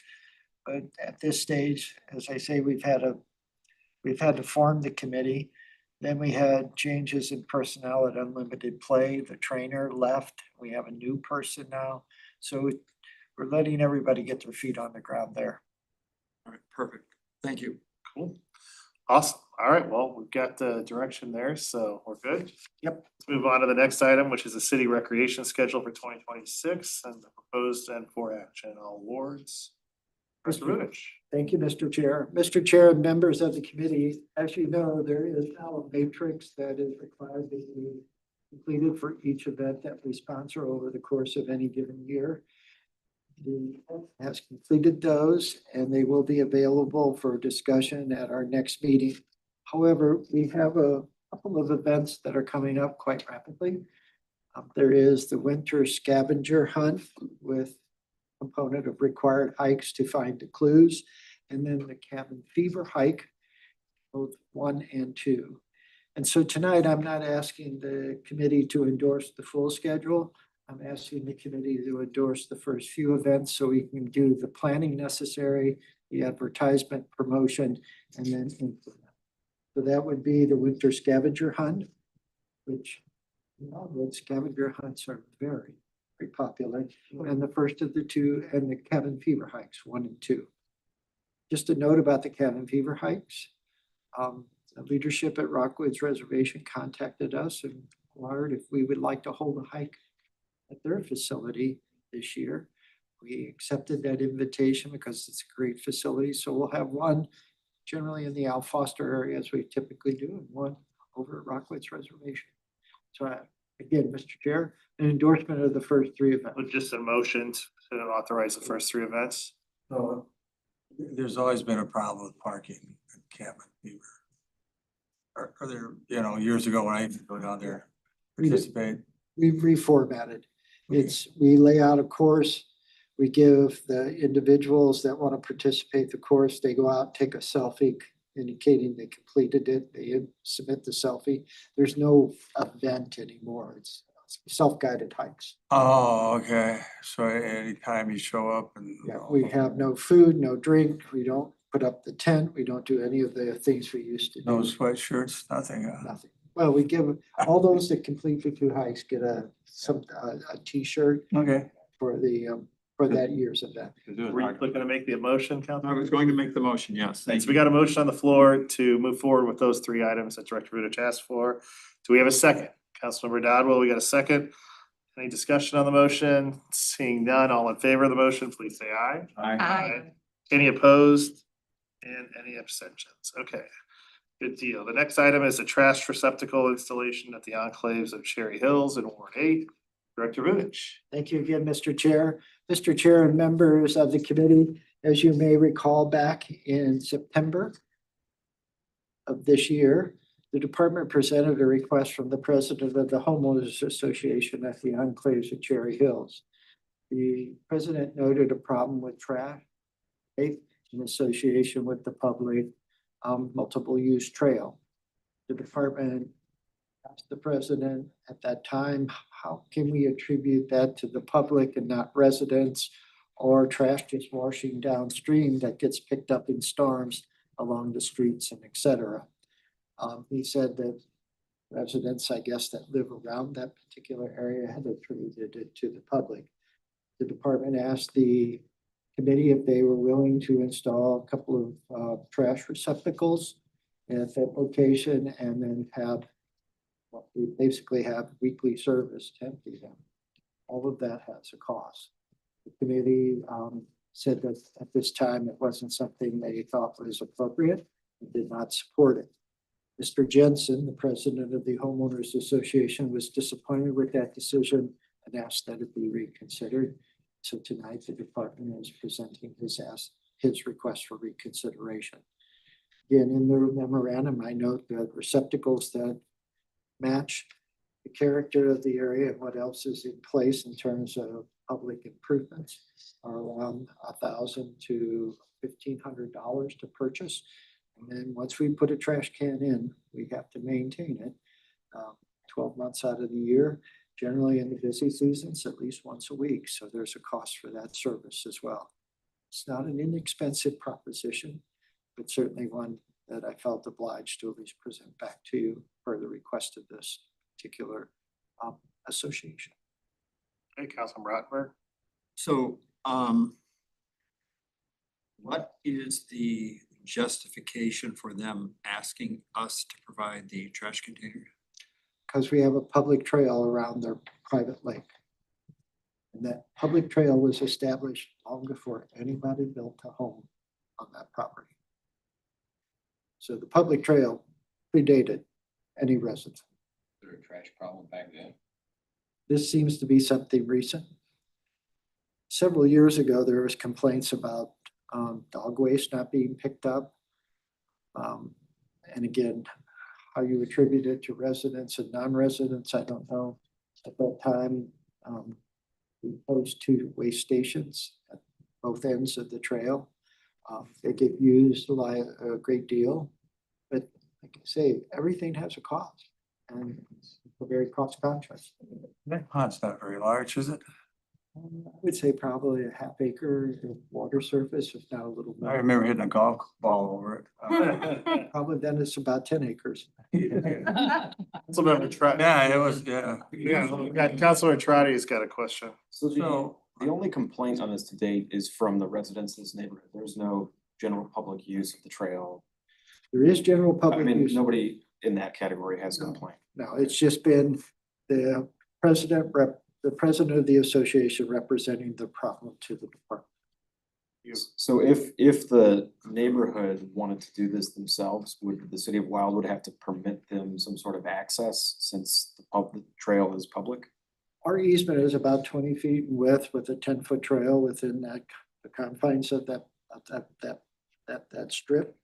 If they wanted to put trash cans outside the strip, they wouldn't need any approval from us. I mean, this seems like a reasonable cost for an HOA, to bear on an annual Yeah. basis. So, and if they're the only one complaining. Yeah. The Wanna open a resolution can of there, worms? fix it. Well, and there's always some alternatives. I didn't describe them in the memorandum, but we could certainly purchase the receptacles if they agreed to basically empty them, things like that. If there's a willingness on the part of the committee to consider some alternatives, we can certainly explore that. But for us to accept, to purchase, install, and then maintain, it just seems like if we do it here, there's a good chance we'll be asked No, I to do think it that's the elsewhere. problem too, is that if we purchase them, there's almost and we purchase them and we place them on our easement. It's We're almost implied creating it's a ours. liability if they don't take care of making them, cleaning them out, and they overflow and there's trash everywhere, technically it's our liability because it's on our easement, on our trail. So, and like you said too, I think, I understand their concern, but at the same time, it is opening a can of worms because, there's trails throughout the city that are near all kinds of neighborhoods. There's parks, there's, I think you just gotta be careful with that because, it's just a matter of, once again, that trail, everyone in that neighborhood gets the benefit of using that trail that we maintain and take care of. So it's just a matter of, Councilman Rottenberg. Rather than a trash receptacle, this is going to sound a little cynical, but can we just put a polite little sign at the entrance to the trail that says "Do not litter" or something of that sort? That actually is not a bad idea. Yeah. It's just like, Tom and I have been talking about the facility down on Ridge Road, if that comes to fruition. And I had found an example of a sign in San Diego that said, pack it in, pack it out. Meaning, Yeah. if you bring it with you, take it out with you, Yeah. because Yeah. there's no receptacles here to take care of. I mean, I would Yeah. offer that as a alternative. I Yeah. like that. At least step one. We have people walking through our subdivision and if they drop something, subdivision's not asking the city to pick stuff up, so, They're trying to get the city to pay for it.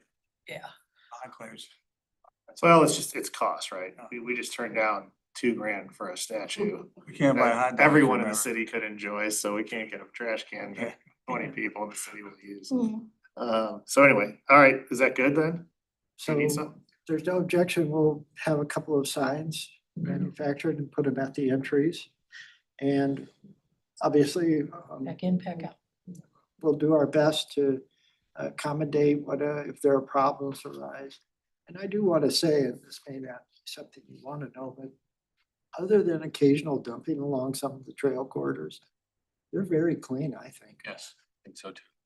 So, The biggest problem I see are the little doggy bags that people leave behind on that connector going from Bent Ridge down into Garden Valley. Yeah. When I ride through there, I'll see, one or two of those along the trail. Do I like seeing them? No, but is it a significant issue? No, it's not, because you do have the little collection boxes at both ends. See more of the dog poop that they don't, Yeah. what they take to the trail to do this. what typically happens, since we cut along the edge of the trails, the crews will usually pick those up if they're there Okay. and not cut over them, so to speak. So we tried our best to keep the trails clean.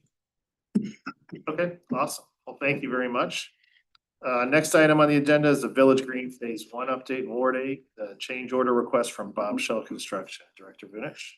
So first of all, let's lead off with some good news. All goes well. Tomorrow, Ameren Missouri will complete the installation of all the components of the electrical system. Will be energized and they'll turn it on. So tomorrow night, we may have lights in Village Green. Christmas is coming early. Wow. Keep our fingers crossed. So that's the good news to start with. Also, tomorrow, Mr. Lee and I are meeting with Andy Dowd to kind of go through the punch list of items that remain and try to get a firm commitment when they'll be completed. More important than those two things is approximately 6 weeks ago or so, we received the change order from Bombshell Construction requesting $350,000 relative to the delays associated with the electrical components associated with the project. The $350,000 was justified as delays, mobilizations, remobilizations, et cetera. Certainly, the department was surprised by the amount and feels that the amount is unjustified. But given the circumstances, it wanted the committee to understand what was submitted, the content of the submittal, and seek your direction. The city administrator and I feel it's not justified. Speak for Mr. Lee, but it's a whole lot of money for something we did not cause. And at the end of the day, we corrected. Now, that's the first component. Secondly, each month I've been giving you an update of all the change orders and the current billings and how much has been paid out. Those list of current change orders needs to be modified. As you know, we took on the electrical work at half the price as was shown. So that's already been paid, but through an ordinance that was approved by City Council for the undergrounding. So that'll come out.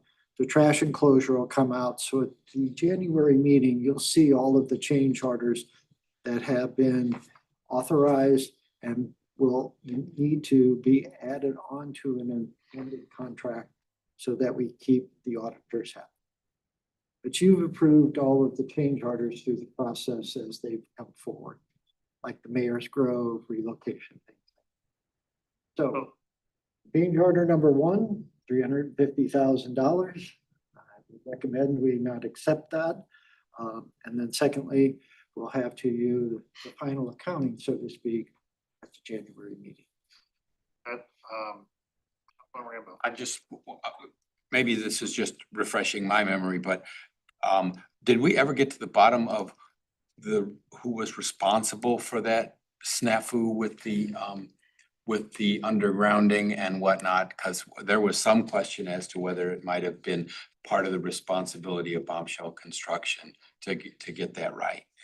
Am I There's missing been- something? I can't speak too much to it. There should be some updates coming from that. Yeah, it doesn't necessarily fall all on Bombshell. It would be more so on the individual that had established a utility there. But at least they share responsibility for some of the delays is kind of what I'm trying to get at. That there is that, and the department, at least from my perspective, a $350,000 change order, the department would not recommend approval. Yeah, and a mobilization, okay, you gotta bring your flatbed back with your Bobcat or whatever. It's. Well, I would imagine too, the other thing about that is the fact that, you know, if the resulting delays or whatever caused this supposed change order need was that significant, I mean, $350,000 is a lot of money. Like, we should have been being told about it in real time, when it first started, like, hey, this is costing us Right. 10 grand every 2 weeks, like, we need to figure this out. And they need to Or- put that in their estimate, Or the that- delays, you know. Well, either telling us that the cost is significant right out of the gate, That's just. so we can talk about it then when it's 10 or 20 grand and figure out how to approach it versus waiting 6 months and then coming back with a $350,000 change order without having said anything prior and saying now well, we never agreed to that, you know, in my And opinion. These scenarios also, quick with your Yeah. permission, Chair, these scenarios are accommodated in our contract that we typically approve for these types of agreements that say that, hey, when you're requesting money that's not authorized, and typically with this contract, we are going through this committee for the mayor's growth, things like that, but for this one, it was not notified till after the fact. And it's supposed to get approved in writing from both parties, so that said, there's not much argument. Yeah, selected as low bid, why should we pay, Yep. you know, additional? Yeah, you can't come to us after the fact and say we owe this, What do you like, think it's worth? And you said you just felt it's high. Do you I don't think, Feel for for, I mean, at the end of the day, I think the city has we're not responsible for their extended delays, and I think there's plenty of things that the city actually could be quite upset with this contractor for their delays, if we could turn the. So, Hold on, American- let me- That's with the city attorney. Yeah, this is being discussed. Okay. yeah, so Councilmember Beluski? My comment was early in the spring, when he came to one of the meetings and said the next day he would have 5 people here putting pavers down. I started watching that project, and certainly, you know, there were times whether things happen, but there were weeks where the weather was fine and nobody showed, but managing their time and managed to have people here didn't seem to be always the priority. And so every week I made sure, at least I came up twice a week to look at it to see if there was progress being made. And I think it's just, as you just said, there's plenty of things that I think that you can bring to his attention at the meeting tomorrow to say, we can go both ways on this. I have pictures of every week just to go, okay, what happened this week in this process? Because he made many promises in the beginning that were not fulfilled. And it's way beyond the time period that he said he would have this project done. Yeah, I think probably if you're asking us tonight, that I would say we don't approve moving forward with the change order. And from that, outside of that, I would say let the city attorney review the contracts and figure out everything else. There's no sense we can go back and forth discussing this for an hour, No. but really all we're deciding is we're not approving the change order Mhm. and see what the legal process is from that Kind of had to say it, but I told you so. point. Anyway, do you need anything? A motion or anything like that to? Not to, Yeah, the motion to. Yeah, motion to not accept the $350,000 change wouldn't be acceptable at this time. Yeah, they could have been working in another area too. That's what it says. We already told them. Yeah. Yeah, but just, So who's making the motion? Well, I- Councilmember Rambo? whoever wants to, I. Councilmember Beluski seconds. All in favor of the motion, please say aye. Aye. Any opposed? Any abstentions? Thank you. All right. Then next item is the Village Green Phase 2 fundraising efforts in Ward 8. Ms. Rippenzo. Thank you, Mr. Chair. Mr. Chair, members of the committee, I will keep this brief since we've already discussed most of all of it. I would note that the group hasn't met the last couple of months due to scheduling conflicts and the change in staff with unlimited play. But that being said, one of the group members has been working diligently on coming up with stuff for the website for the all-inclusive playground that includes, putting it out there that, hey, this is coming, but then also thank you to sponsors, and then as well as like educational pieces that we finally have gotten onto our website. And the good news with that is that we were only at like 350 views prior to getting it out on social media. And as of today, we have almost 1,300. So it's gone up about 1,000 views. I did check the fundraising catalog to see if any pieces of equipment were no longer available, and it's not showing any of them have been purchased. However, we do have just donating funds, and so we won't know until next month. We get a monthly report from Unlimited Play, and we are up to almost $2,100. So that's good, but we've kind of hit a little bit of a lull. I was hoping for more of an increase closer to the holidays, so we're doing our best to put it out there. You might have seen out in the hallway here, we have a little holiday display for the fundraiser, and then also for the Hometown Heroes banners. So another thing that we are collecting sponsorship for. Also, Premier Martial Arts did have a fundraising activity. I don't know yet the total of how much they collected, but I did hear that they did collect some funding. And then lastly, there is one thing that the department is seeking approval for, because it is kind of on a time-related issue. So the city was contacted by the Able Fables. They are an organization that is there it is, disability forward they sell disability forward children's books and apparel to kind of help build belonging. And so one of our group members actually reached out to them, and then they contacted us, and they wanted to do a partnership with the city from December until February. I spoke with them this week, and they said that we can still do it from January, 2-month, January to February. So if you look at their website, they have Queenie Park, they have Teddy and Friends, and you can shop and support. Essentially, people purchase books, they've got clothing, things like that, and so much of the proceeds go to the city's actual park. She said that they tend to do, it's a small business, and so it's maybe $2,500, but she's gotten as much as $6,000. And I mean, any sponsorship is good sponsorship, and it's also helping out a good cause. And we reached out to Unlimited Play to see if they were aware of the company, and they are, and they have nothing but positive things to say about. So it seems to be a legit reputable company. And so tonight, the department is seeking the committee's guidance as to whether this is something that would be supportive of us proceeding with a partnership with them. And that concludes the department's presentation, but Director Vunicher, I would be happy to answer any questions you may have. I'd like to make a motion that we put something on the homepage of the Wildwood website so that residents can see sponsorships for Community Park. And have some kind of button on that homepage. And then we include this as part of that. Sure, absolutely. I was thinking that if we proceed with this, we would also add it into Village the Green. story map and put Yeah, it yeah, yeah. wherever we had the sponsorship. We do have the fundraising effort in a news flash on Wildwood website, and so it is on the homepage. But that being said, yes, we're doing our very best to put it out. And I think social media has actually helped out tremendously. And that's only the views that the story map has.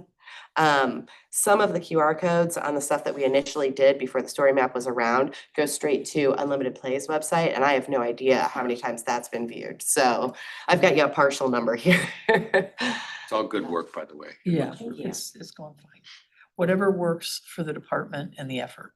Oh, yeah, That's what I'm absolutely. I feel like we will have to do very little effort. We just have to say yes, and they'll take care of the rest of it. You need a other than- motion from us to pursue this. Yes, if that, Would somebody like to make that That was motion? in That was Kate's in my motion. motion. Yeah, that was in Councilmember, Kate's. okay, Councilmember Dodwell, Councilmember Ottenberg seconds the motion. All in favor of the motion, please say aye. Aye. Any opposed? Any abstentions? Okay, Excellent. Thank you very much. Question, did I lose a month because you needed approval from this committee?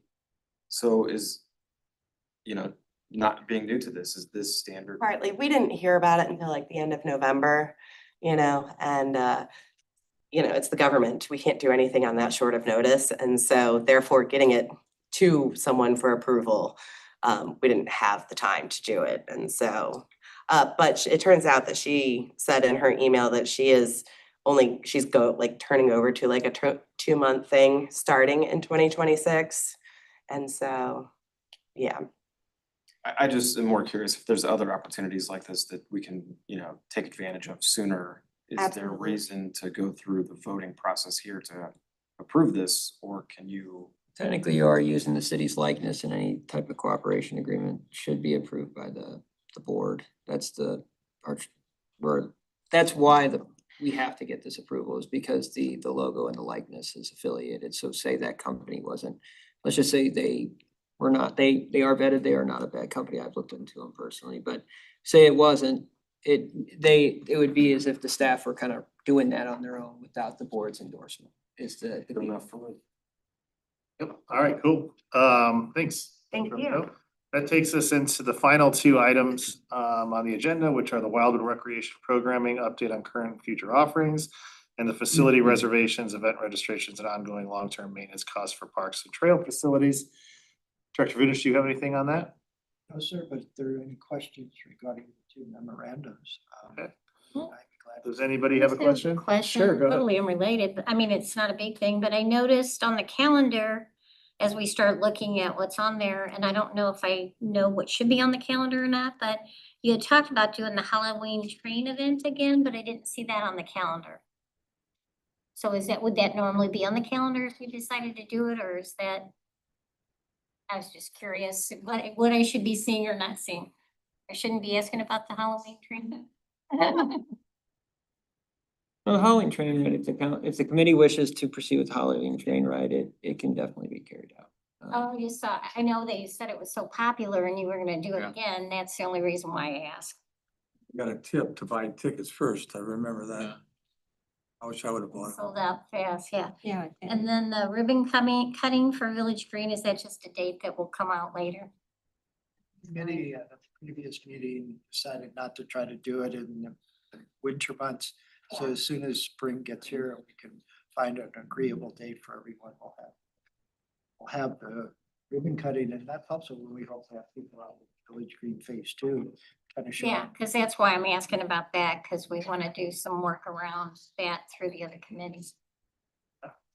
Anybody else? Good? All right, well, I will say Merry Christmas.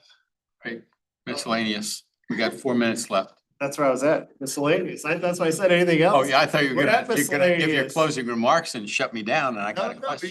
yeah. Well, very quickly, will there be sufficient potable public water fountains and such in Village Green such that we don't have to pass out thousands of plastic bottles of water in the future? The water fountain that's being installed supposedly Friday, will have a bottle filler.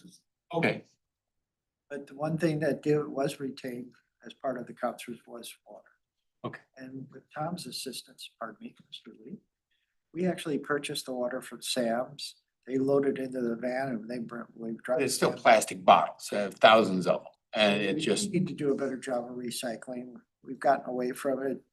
We have recycling containers at the concerts, but they're pretty much contaminated. so it would have been, yeah, it's sad that we didn't think ahead and put in more bottle filling stations, because So the Now we're stuck with restroom these in forever. Village 2 will have water fountains, and certainly if we can afford it, we can always do more if the committee You can wants. but- sponsor a new one.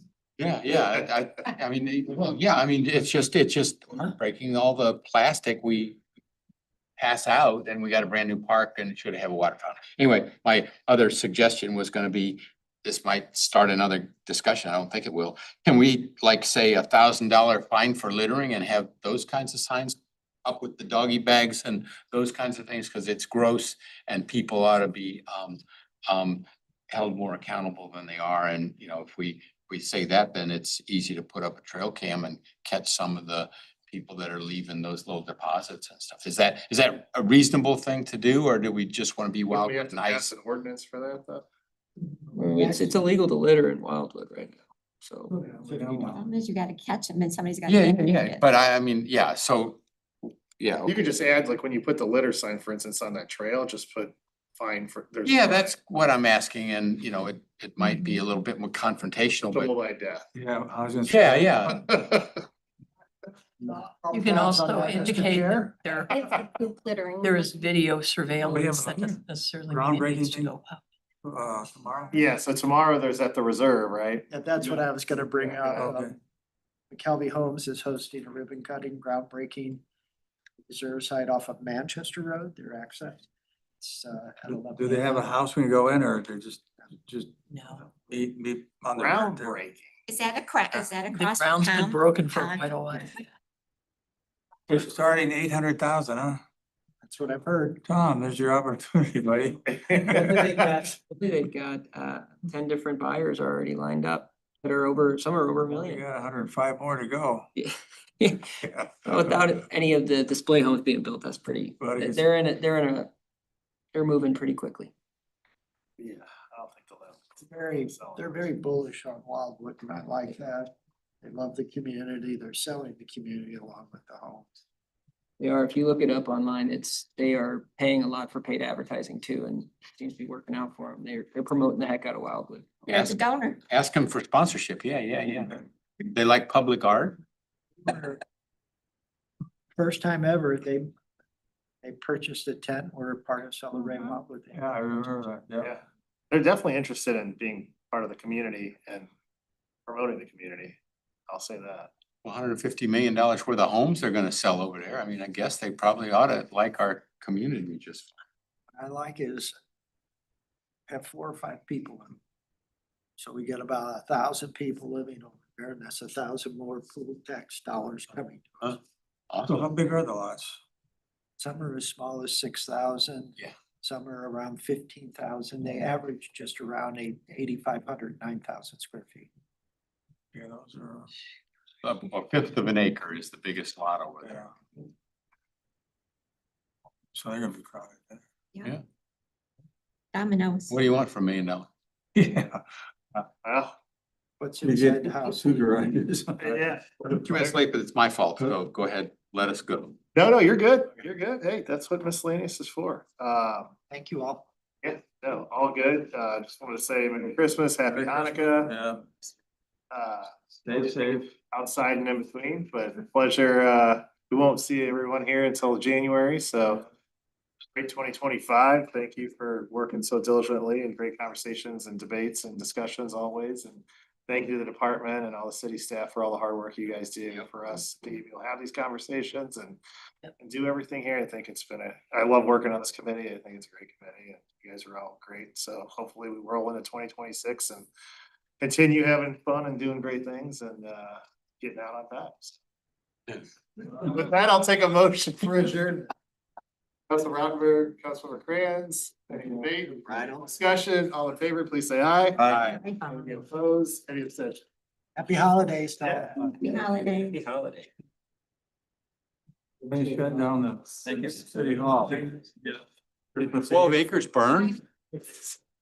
Really? Christmas. Was it all brush? Was it brush fire? I don't know yet. It was So you're taking kind of any tucked vac- back